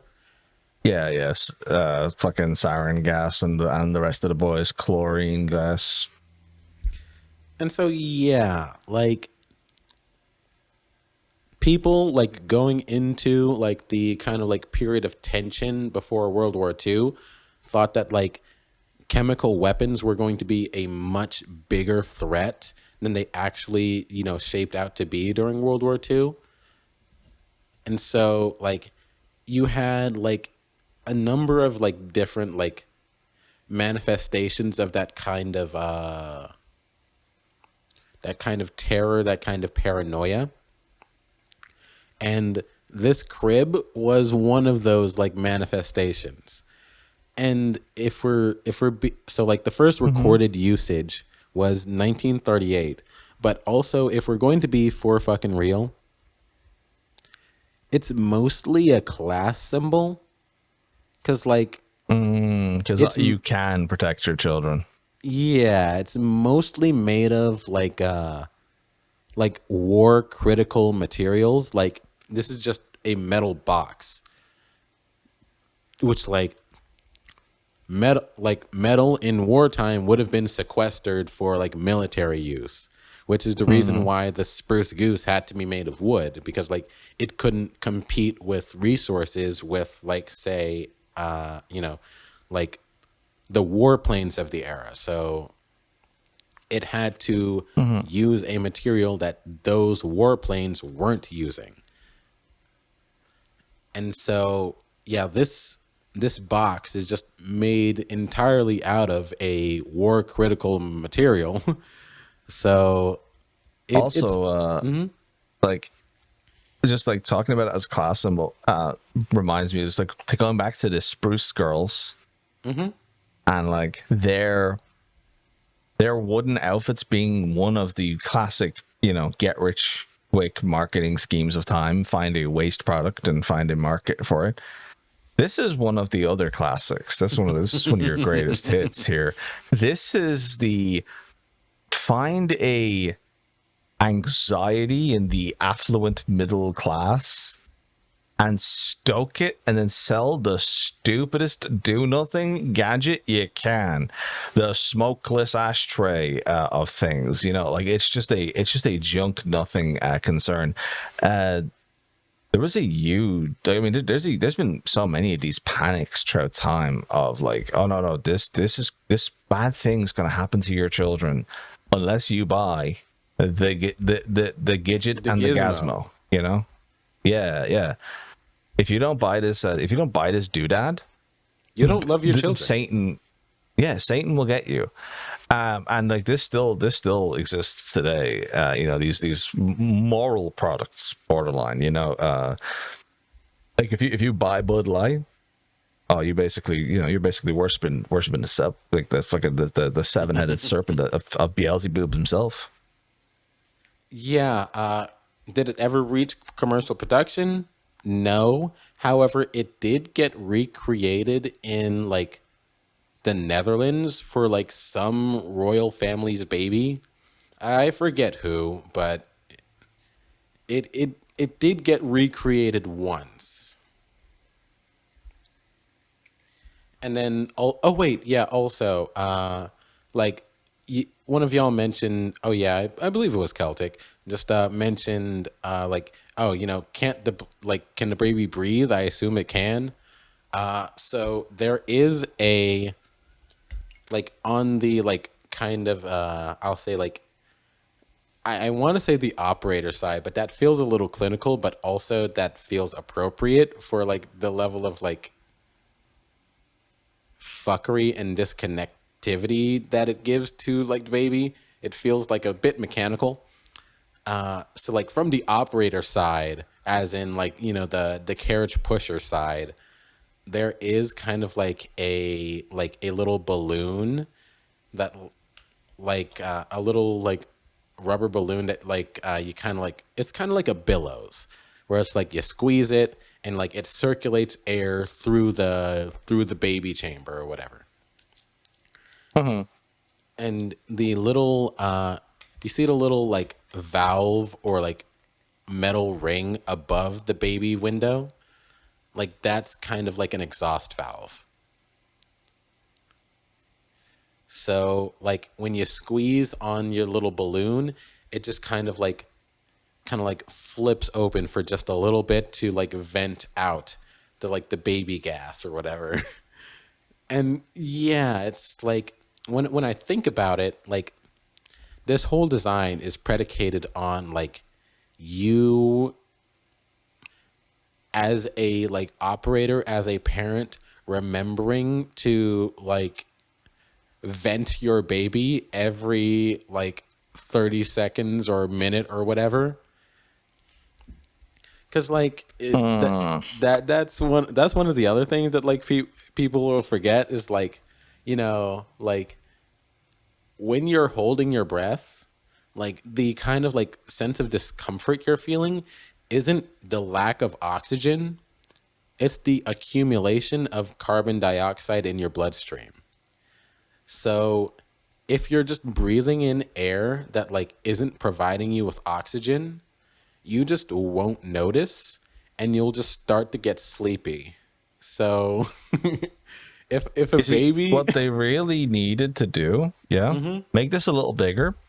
Get some get like a bit of a shrubbery in there, and what you want is a terrarium on wheels that you can put your child in, and then let them become part of a new ecosystem. You're bringing people around, showing them some of your favorite flowers, and of course your child, who you just keep in this rolling garden. Bro just reinvented the fucking troll science unlimited air hack. Hey, look, it works if the terrarium is big enough. I think you might know my favorite terrarium. Earth. Yeah. Earth has worked pretty well. How much brain damage would this have caused to an actual child? More than is acceptable, which is any. I'll be the woke of the day. I'll say I like my children to not be intentionally damaged by completely irrelevant products. Like I'm just I want imagining relevant products to damage my children. I'm just The only imagining brain that, rot they're like, allowed is Fortnite and what's that? Skibidi Toilet. skibbity toilet. Honestly, about like how much brain damage is acceptable during childhood. I'm on A the fair amount. I'm on the zero. I would like to. I think we should take this efforts to avoid any, and that's why I got to come out and call out the Lunchables, which allegedly had lead in them, which is a neurotoxin. Listen here, you fucking lib. That's how. Wait. One of my favorite weird factoids about history is that lead How was often do- used as a sweetener. What? Yeah. Oh yeah, like it's like one of those like horrible like all of the worst like most common poisons are just delicious and or just make you feel good. Like lead, it tastes mildly sweet and like people would like keep their like wine in like lead vases and whatever, and like they would notice that like it imparts like a slight sweetness onto the wine. Oh yeah, So that's why the boomers are so fucked up. lead There's also a- just there's a dinner induces like out a there. mild euphoria. Yeah, there's a dinner out there of like all of the foods that will kill you, but not right now. And honestly, like it probably tastes fucking fire. You're sitting there being like, "Wow, this is like the best meal I've ever had." And then within like 20 minutes, both of your lungs are just hanging out of your butthole, and you're like, "Where can I find a gun? Because I need to tap out before this gets worse." That was the best meal I've ever had. Which yeah, like early chemistry, like early fucking like alchemy, like they were just people just fucking around with shit until they found out. Yeah, like you'd find a rock that kind of like was a little interesting. It always had less mold than all your other rocks, and so one day you'd lick it, and then they'd find you dead, and they go, "Well, I guess that's not a licking rock." And The That's- FDA that's has not one limits of- on lead in some foods, That's not one like of the tasty candy and rocks. juice. yeah, and if you lick enough rocks, you too can go to space. So they're not allowed to put lead in candy, according Yes. to the FDA. Yes, about but it has Everything happened. else. What about everything else, though? I mean, lead Yeah, makes gasoline this- work better. It makes paint stick harder. Yeah, Asbestos is like, it does a really good job at insulating. lead reduces knocking in my engine. Why wouldn't it make my brain run cleaner too? Like maybe the inherent conservatism and violent tendencies caused by neurotoxin lead in the brain. Maybe that's God's plan. Because God's again, plan. it makes my God's it makes plan. it makes my engine run better. Maybe my brain is not supposed maybe my brain is not just needs supposed better to have fuel. empathy. Yeah, maybe my brain is not supposed to have empathy, like, and that's where we get to Milton Friedman and another invention, the invention of the sin of empathy, not empathy itself, but the concept that empathy really gets in the way of the free market. For the record, in the video description, we will also have a video of like the fucking gas-proof baby carriage in operation, and in the same video, in the same vein of like people who like hadn't like ever learned like camera presence because like this was their first time ever being on camera. Like there's just like in this video of the fucking gas-proof baby demonstration, gas-proof baby, gas-proof baby carriage. Gas-proof baby. Of the gas-proof baby carriage demonstration, there's just a dude with like y'all know the white people smile. I don't. Okay, so like We might need a slide for that. White, how would you know? It's probably one of those things where you could like Google and you would probably find like a few like actually probably not. Google would probably like fucking like co-opt your search results or whatever with just like actual white people smiling. Well, I don't use Google. I use Kagi because somebody had to go and reinvent the search engine because, Because SEO and sponsorships and whatever. yeah, they've utterly destroyed it. So I've moved to a fucking actual search engine. Right. So yeah, like it's just this whole idea that like when like white people want to signal to POC that like, like maybe I'm a little bit uncomfortable, but also I'm not a threat to, this POC or whatever. They just kind of like give just like tight-lipped marginal smile. And this is what The HR smile. Yeah. But hold on. So this is what it is then. This image I have here. Hold on. No, Yeah. not that. Not that. Okay. You're probably right. Hold on. Let me pull it up. Or Hey, this one. Hey, Jamie, can you pull this one up? Okay. 1 second. Oh, I see. Yeah. I was looking for tight-lipped. This is the white person smile that I was talking about. Where it's like, yeah, it's barely even a smile. Where it's like, yeah, I understand your POC presence in this space, and I don't want to infringe upon it. I had one friend who did that, but he was Korean. Honestly, by the way, He was low-key racist, though. honestly, that tracks. But I have to ask, this slide that's currently on screen, this one right now, will this be Yes. visible in the podcast at this time of me speaking? Yes, Can it people see is. this right now? Phenomenal, right? Everyone, look at this for a second. If you're audio only, I'll describe it to you. But if you can see it, marvelous. One, this is a Doctor Who villain. This is literally like, what if you were doing cozy core Nazi gas mask aesthetic, and it looks. This child's buggy or pram or stroller, depending on where you are in the world, it has a fucking chimney. It has a chimney. We need to accept that there is a chimney. This looks like you're taking your fucking smoked ribs to the park, but you're also are waiting like to do war crimes. This is such an obscene and absurd image. It has no, and the white picket fence. This is like listening to a Will Wood song, if you know Will Wood. But This like is an image straight out of Fallout 4. Yeah, like very Will Wood. Will Wood's album, the Normal album, like the opening lyrics to the first song is like white picket fences, barbed wire, and trenches.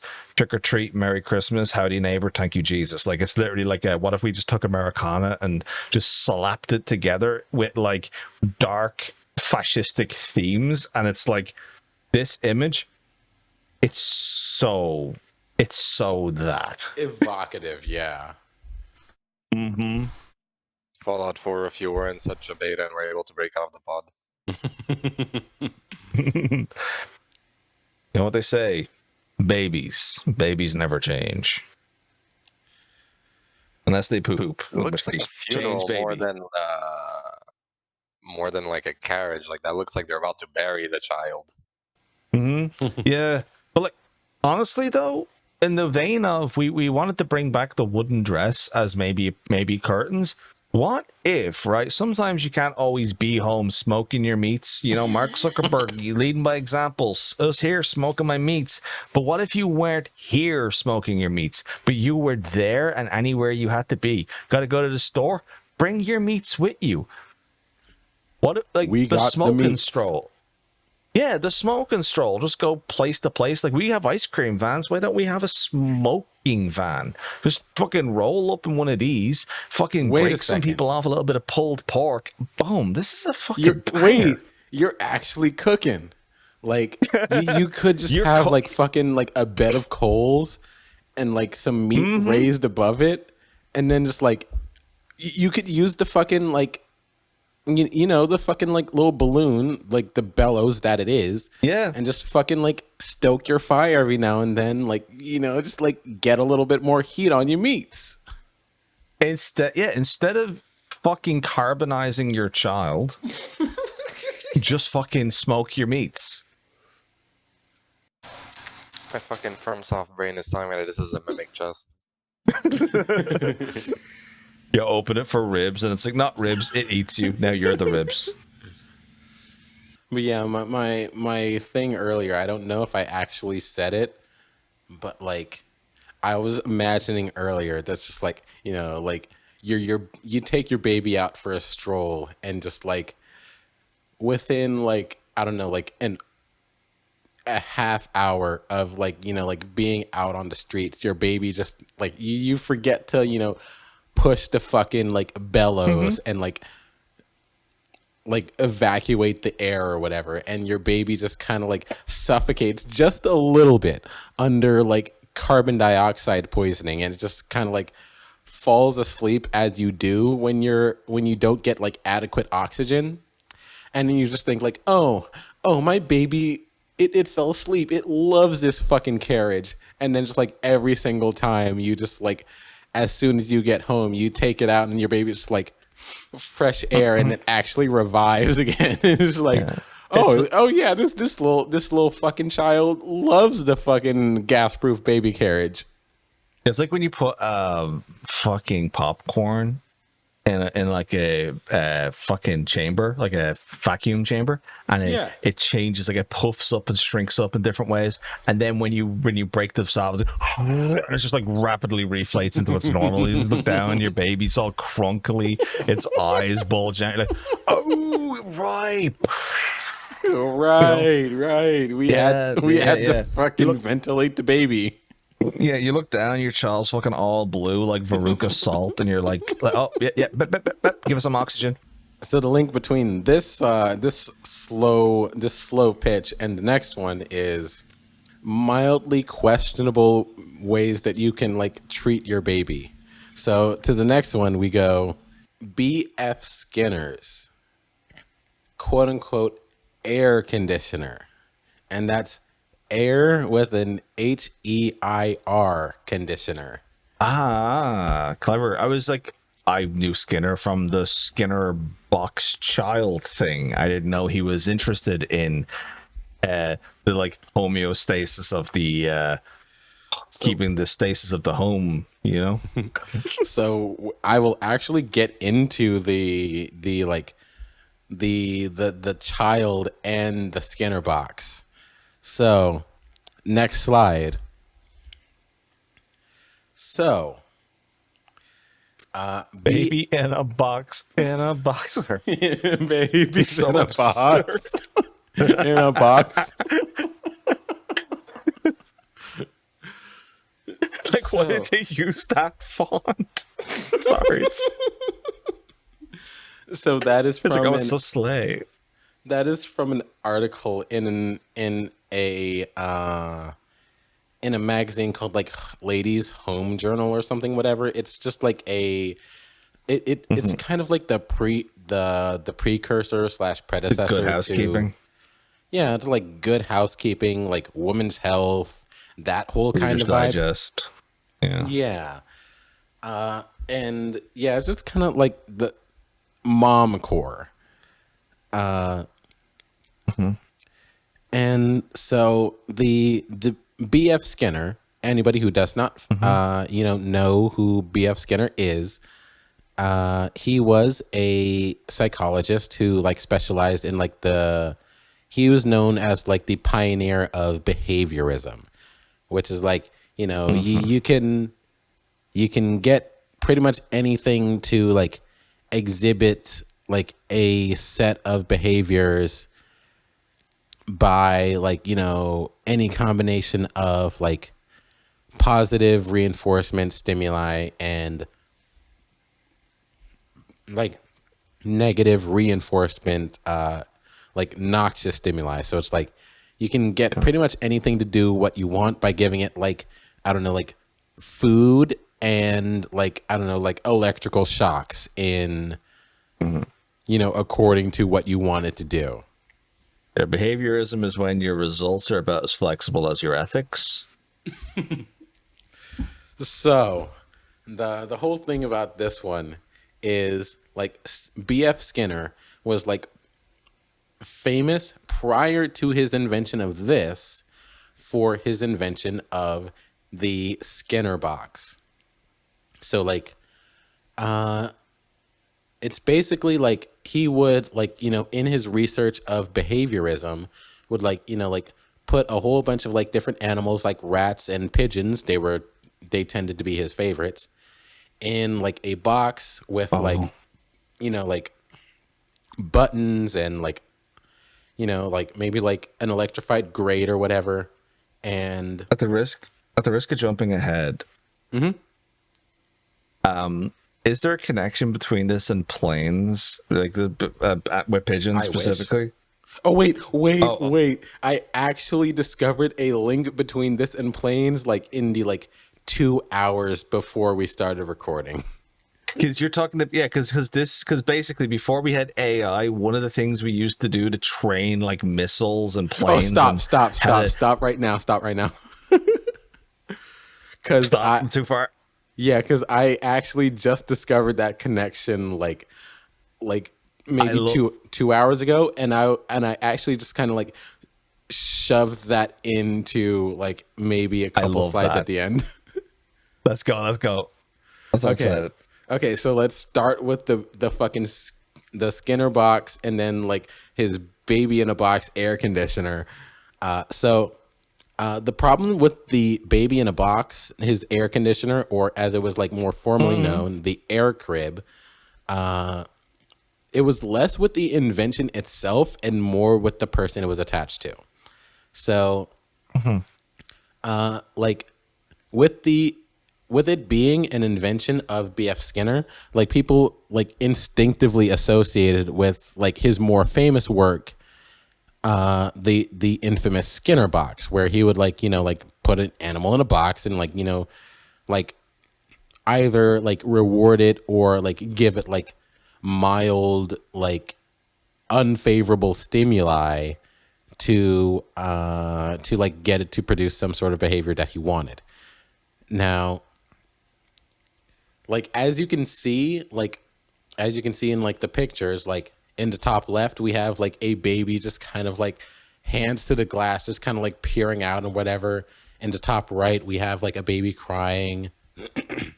And in the bottom left we have just like a very unhappy looking baby just like peering out, like as like the mom is just kind of like benevolent matriarch looking over it or whatever. So like the problem is less the problem was less with the invention itself and more with the advertising of it. So realistically speaking, the Skinner air crib was just a regular crib. The table was a little higher, so that like, you know, the mom wouldn't have to like bend over to, you know, like change the baby or like, you know, change the sheets or whatever. It was entirely temperature controlled. And like his justification was like, you know, like he lived in Massachusetts because he was like a Harvard professor or whatever. And being in Massachusetts, like, you know, you had to deal with some pretty like cold temperatures. And so like his solution was like, you know, instead of dealing with like that by like, you know, wrapping the baby up in blankets and putting it in like, you know, all of these like these like heavy clothes to, you know, maintain body temperature, like the baby would like quickly, you would have to negotiate the baby like overheating and underheating constantly or whatever. So he thought like, oh, you know, it'd be a lot easier if like I just designed like this like temperature controlled crib for the baby to hide in, or not to hide in, but like, you know, just to chill and to sleep and to vibe in.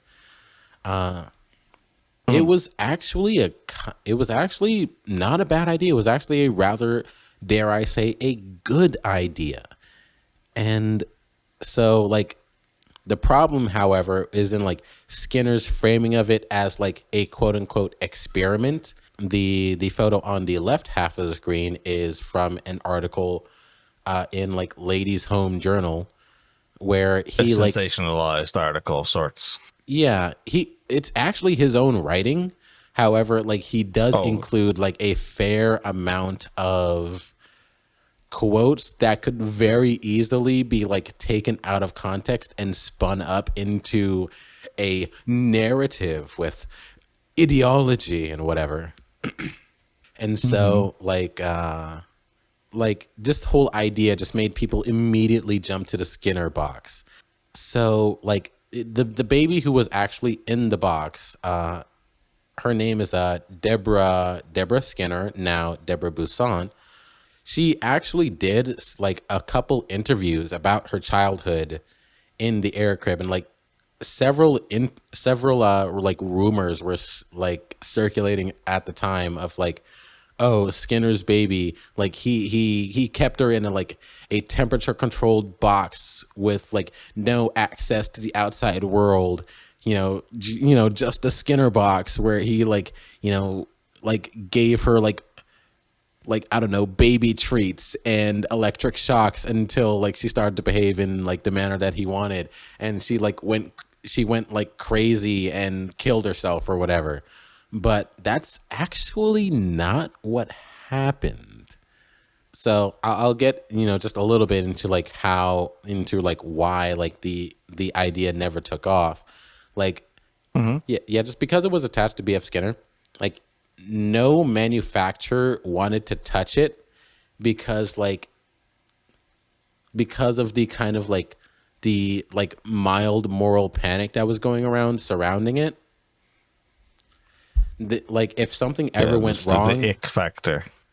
yeah, if something ever went wrong, it would absolutely just like kill their company's reputation. So like no manufacturer wanted like to have their name attached to like, oh, suicide rate among babies just fucking quadruples in 5 years.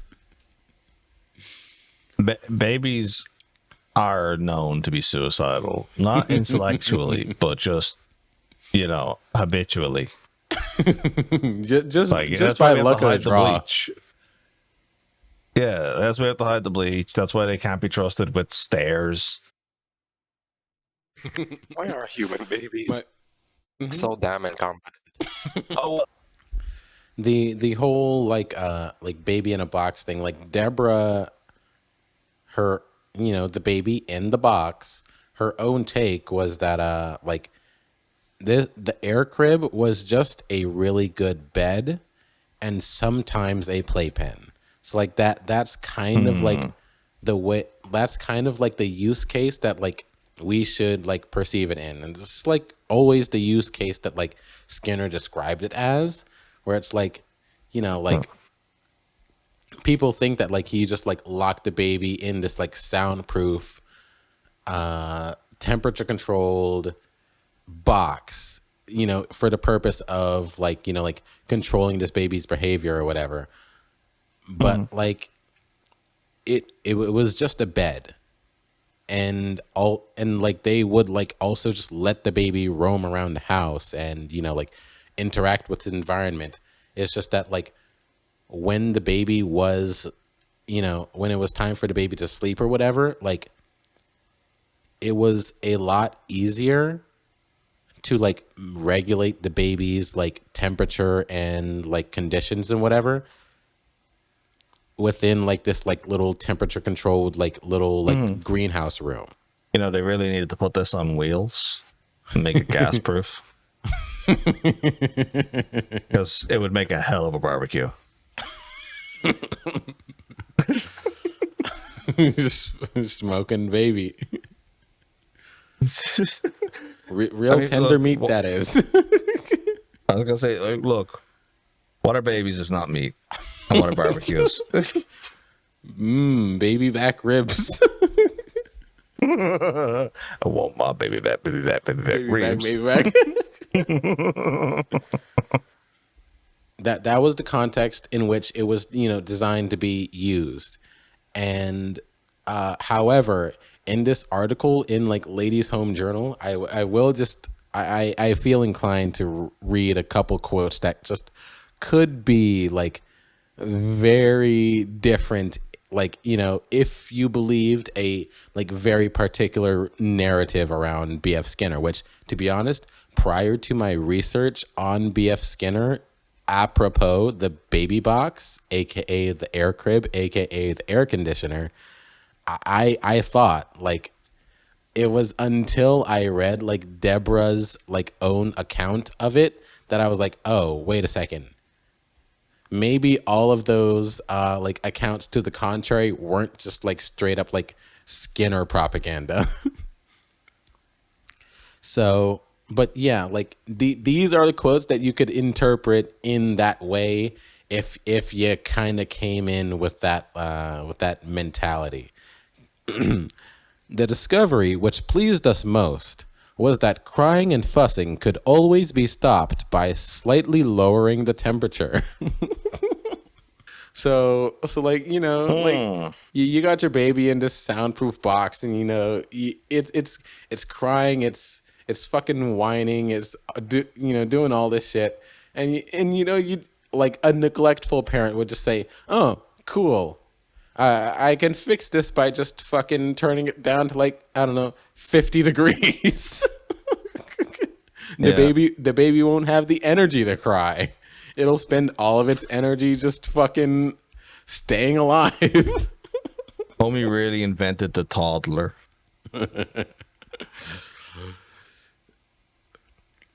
It's spelled THAWDDELER. Toddler. But anyway.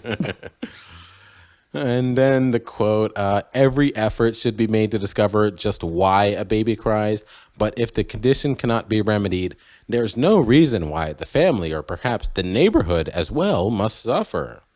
Such a compartment, by the way, might persuade many a landlord to drop a no babies rule, since other tenants can be completely protected.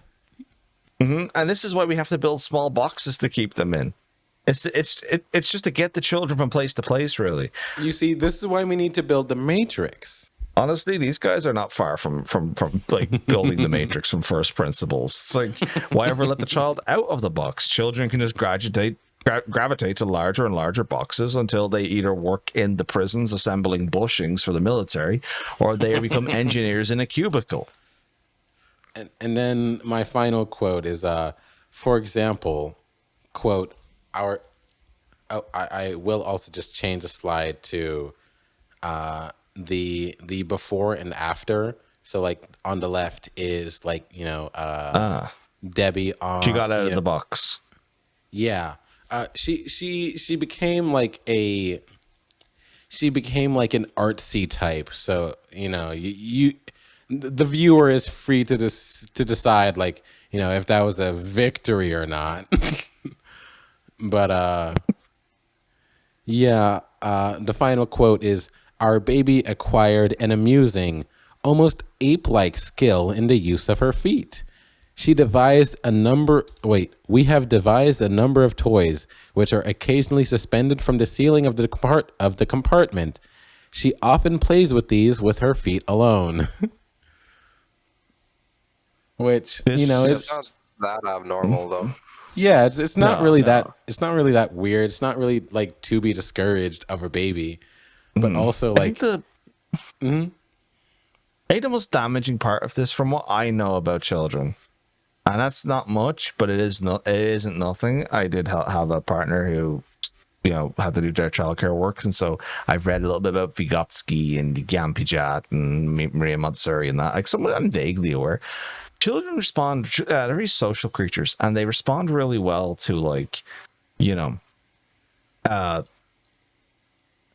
Like they respond really well to like social things, like like communication, conversation, body language. Like they like that. They need that, and they need it from other children as well as they need it from adults. And they also need like colors and stimuli and patterns. Music could be very complicated patterns. They're very good at learning stuff. They like sensory stuff a lot of the time. Like like you get sensory play. I think locking a child in a box that's mostly sterile, painted one color, and they can't hear people and you can't hear them, robs them of so much of the vital stimuli that I'm just going to say it doesn't surprise me this person probably ended up liking to wear tie-dye and doing drugs because they obviously hunted the stimuli they were denied as a child. So I will say, like, that is like like one of the predominant criticisms of the era, but like it is important to remember that like it was just a bed. So like the amount of time that you could expect a baby to stay in a crib is about the amount of time that you could expect a baby to stay in this box. But it's soundproof. Yeah. So this, I think, here's the thing. I think an unfortunate connection maybe you didn't intend, but one I am now making is I think how often you would think to vent your baby in the fucking would-be barbecue on wheels is how often you would think to check if your baby is crying in this box.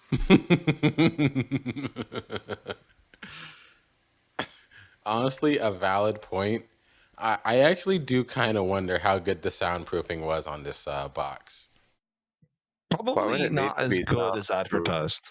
Why would it need to be soundproof anyway? You would probably want to hear if your baby's crying, right? No, why the fuck would you? Well, normal take. Have you tried being weird about it? Of course you would. Have you tried channeling your inner wine mom? Yeah. Like, goddamn, I just gave birth. The doctor just told me I could drink again. I'm gonna fucking drink. Yeah, like if you're on the lowdown doing a hoedown, like the last thing you want is to have to like hear some child yip it in your ear. No. You stay over there. I'm sucking dick. That was the implication of the on the lowdown doing a hoedown. No. But yeah, the baby's over in another room. It's minding its own business, and then you and the other adult who probably made the child are now free to ignore it, as God intended. Reminds me of the time I went on a date, Mm-hmm. and then the girl invited me to her place, and she was just, and I told her I didn't want to do it. She said, "Oh no, let's just like chill and watch a movie, nothing." That I was like, "Okay, cool." And I went home, and she handed me her baby, and was like, "This is my son," and I was like, "What?" And she told me I'm looking for a dad, and I was like, "I'm 19." That's alarming. I feel bad that happened to you. That sounds like a very tense situation. And Okay. Case Sarah. She also had a lot of hooch, which alarmed me.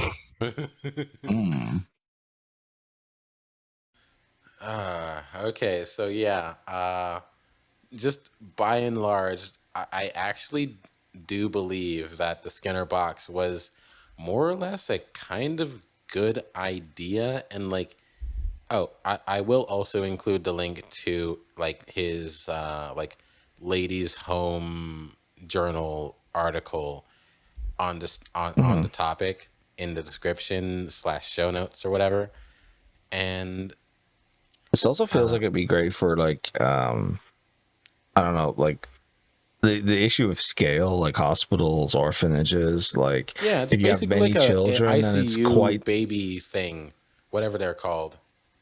yeah, but also like an incubator, but also like a but also kind of part of like if you have like let's say a ward of like 60 newborn babies, yeah. If you put them all, as you said, in cribs with blankets and they get overheated or they get too cold or they get too hot and they need food or whatever, like that's a lot of work. And it requires a lot of staff. And if you don't have that staff for whatever reason, a box that kind of could at least help with any of that is gonna reduce some of the problem. You know what I mean? It's going to like let you like have the children at least not be too hot or too cold. So it's something, you know. There's an argument like Yeah. the alternative is already bad. So any of the problems of this are also like, yeah, they're bad, but they're not as bad as like the lack of this. You know, the children just being straight up neglected. This feels like trying to automate the parental experience a little bit, which is why I'm trying to like think of why why would you need this? Because I don't know, like in my experience, whenever I'm babysitting, you can just like pat a child on the head and be like sweaty to take their blanket away from them, you know? So yeah, the argument that like Skinner presented in the the Home Journal magazine article is just that like by taking away like so much of the like monotonous labor of like, let's say like, by putting the baby in clothes, you would have to like constantly clean their clothes and like like giving the baby like a bed with sheets or whatever, you would have to constantly replace the sheets or whatever. Oh, you'll also notice that like on the like left side of the box, there's kind of like a roll of linens, and like it's kind of like like the whole like doctor's chair or whatever, where like in between patients the doctor would like like tear off the sheet and like like pull it over again. And so it's like the parent would be able to do that like multiple times, like between changings, and the roll on the other side would just like last for like a week. And so in eliminating like a lot of like the monotonous like drudgery of like parenting, like by virtue of like not having to like wash the sheets constantly of their baby, a parent would be less likely to lay their baby to bed in like a dirty crib, but again, this is all assuming that like these are like fully Active attentive and attentive, yeah. yeah, fully active, fully attentive and caring parents. So it's like, yeah, this would like give a bad parent like kind of like a full sense of security enough to just fucking neglect their baby. But in any case, like one could argue that that parent would have neglected their baby regardless. Yeah. There's no toaster that would prevent like Munchausen syndrome by proxy. Like if you're gonna poison your children, the toaster can't cook the Pop-Tart so well that it's worth it. Finally, we get to our bonus little piece of like World War II era fuckery. And so, Celtic, I'll let you run with this one. Hold on. So this is a pigeon that has been trained before AI and before machine learning, right? So before we could have ChatGPT guide our missiles, we convinced pigeons how to identify targets in exchange for bread, and then we'd put the pigeons as basically feathery microprocessors inside of missiles and planes to work as navigation systems. This is a war pigeon. So we would just put them in their own little pigeon Skinner box for navigation purposes, and we would just make them instruments of navigation for war. And the real question is, how do we get babies to be able to identify our enemies? Put them in Skinner boxes. How do we get gas-proof babies in a Skinner box able to direct missiles as an early form of artificial intelligence, so that the spruce goose can then finally achieve its mission of hovering 5 feet above the ground? Thank you for connecting all of the dots in this podcast. Yeah, while the baby has a wooden blanket, of course. I mean, the spruce goose could have functioned as a bomber if we're being like, if we're being like completely idealistic here.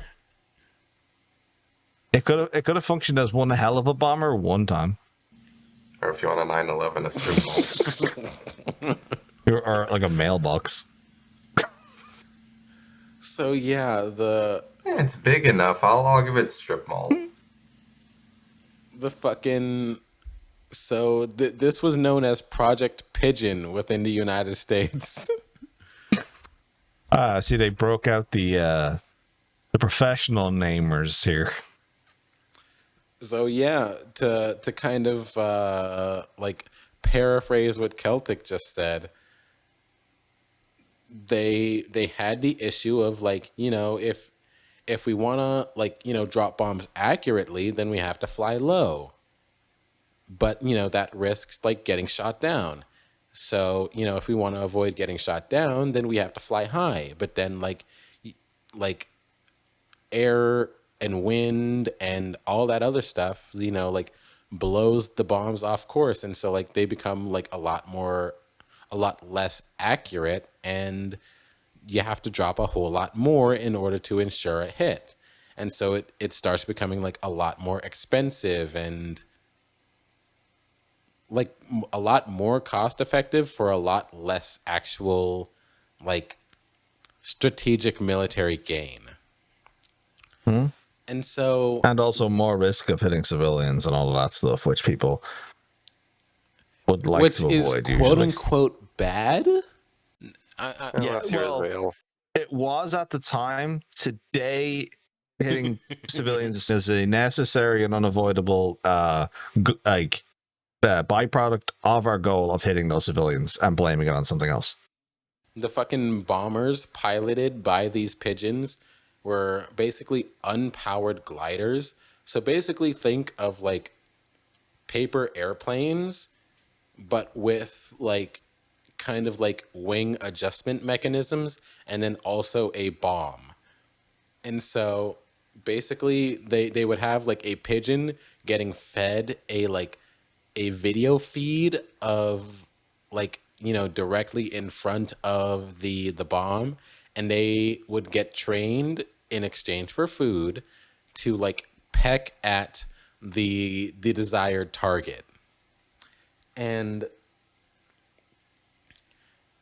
by the time that like this project achieved maturity, like it would be you would need a quorum of 3 pigeons in order to achieve a decision. So like, you'd get anytime you would get like a majority of 2 pigeons, in consensus of like, okay, we're bombing this church instead of this school, the bomb would just go in favor of the 2 pigeons, and then the one pigeon who was like, no, I wanted to bomb this school. That pigeon would get, some sort of noxious stimuli, like a shock or I don't know, like a loud noise or whatever to scare it. And so, yeah, that is the long and the short of Project Pigeon. Skinner boxed pigeon bombers. Yep. Project The last 3 things have been just creative ways of putting things in boxes with places to go. The child, the first box, it's literally a stroller. It's for going somewhere else. The other one, the child, on its journey through life, stays in the Skinner box. And in this one, a pigeon heading to somewhere in a field in Germany, trying its best and hoping for bread. And you know what? I hope they gave it a little bit of bread before the bomb hit. And I know they didn't. And that's sad. It's like, oh, where's my treat? Maybe there's a little bowl of breadcrumbs at the gate for Pigeon Heaven. It's like what? Because they were fighting the moral war. The moral war, yeah, exactly. The one good war that America was on the right side of. And so all of the special officer pigeons get breadcrumbs in heaven. It's funny. The pigeons are actually such an engineered problem of the world. Maybe we'll talk about it at some point. Yeah, But like, save for the AI pigeons of modernity episode. just the random arc of that, yeah. But there's some thoughts about pigeons out there. Okay, just they are the first creatures we ever domesticated, and we've had a very long and tragic time with them on this rock. I am very much looking forward to that episode. All right, so can we call this one finished? I think we can say it's done. Thank you all for joining us on our fucking well, I don't know what order these are going to drop in. We could end up flipping the order, release order, but recording order for first. All right, so first episode. Anybody got anything they Yes. want to plug before Release we call me. this one quits? I'm fighting I'm between like my stream or my ass. Well, I'll say, I stream. If you didn't plug your stream, I was gonna plug it for you. There you go. Then I'll plug my ass, and you can.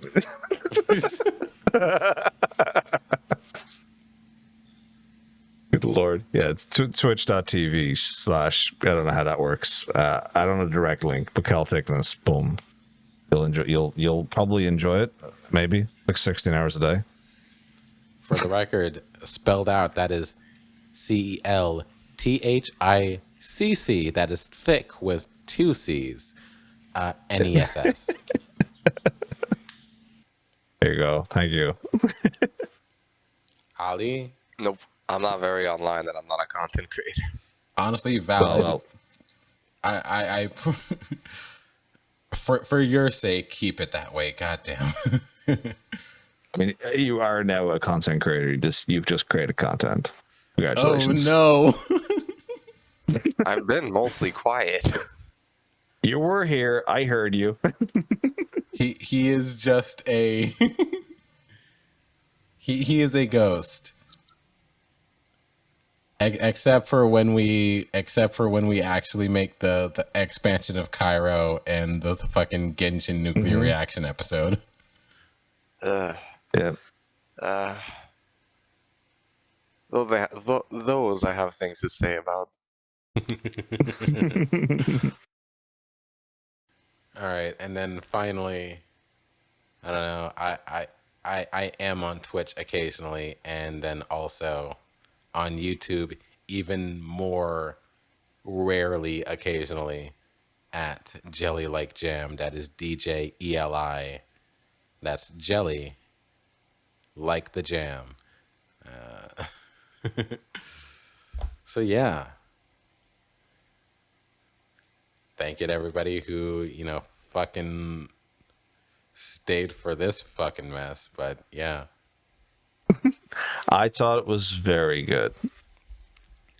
It was very enjoyable to record, but like goddamn editing, this is gonna be I'm gonna try to get us down to like maybe like an hour and a half to 2 hours. I think it's doable. There's a lot of pauses. Yeah. All right. So somebody give us a nice, big bang to go out on. Yeah. Oh, if you don't like this episode, we'll have to keep you in a small box and either decide to barbecue you or train you to land missiles in Germany. There you go. So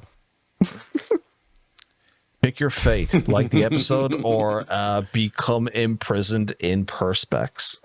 Soundproof. You will either become like barbecue or like a Houthi military drone operator. Oh God! I guess they are in their own Skinner box landing drones in the Middle East. Like we now have remote pigeons, and their name is Greg, and they're making like 56K or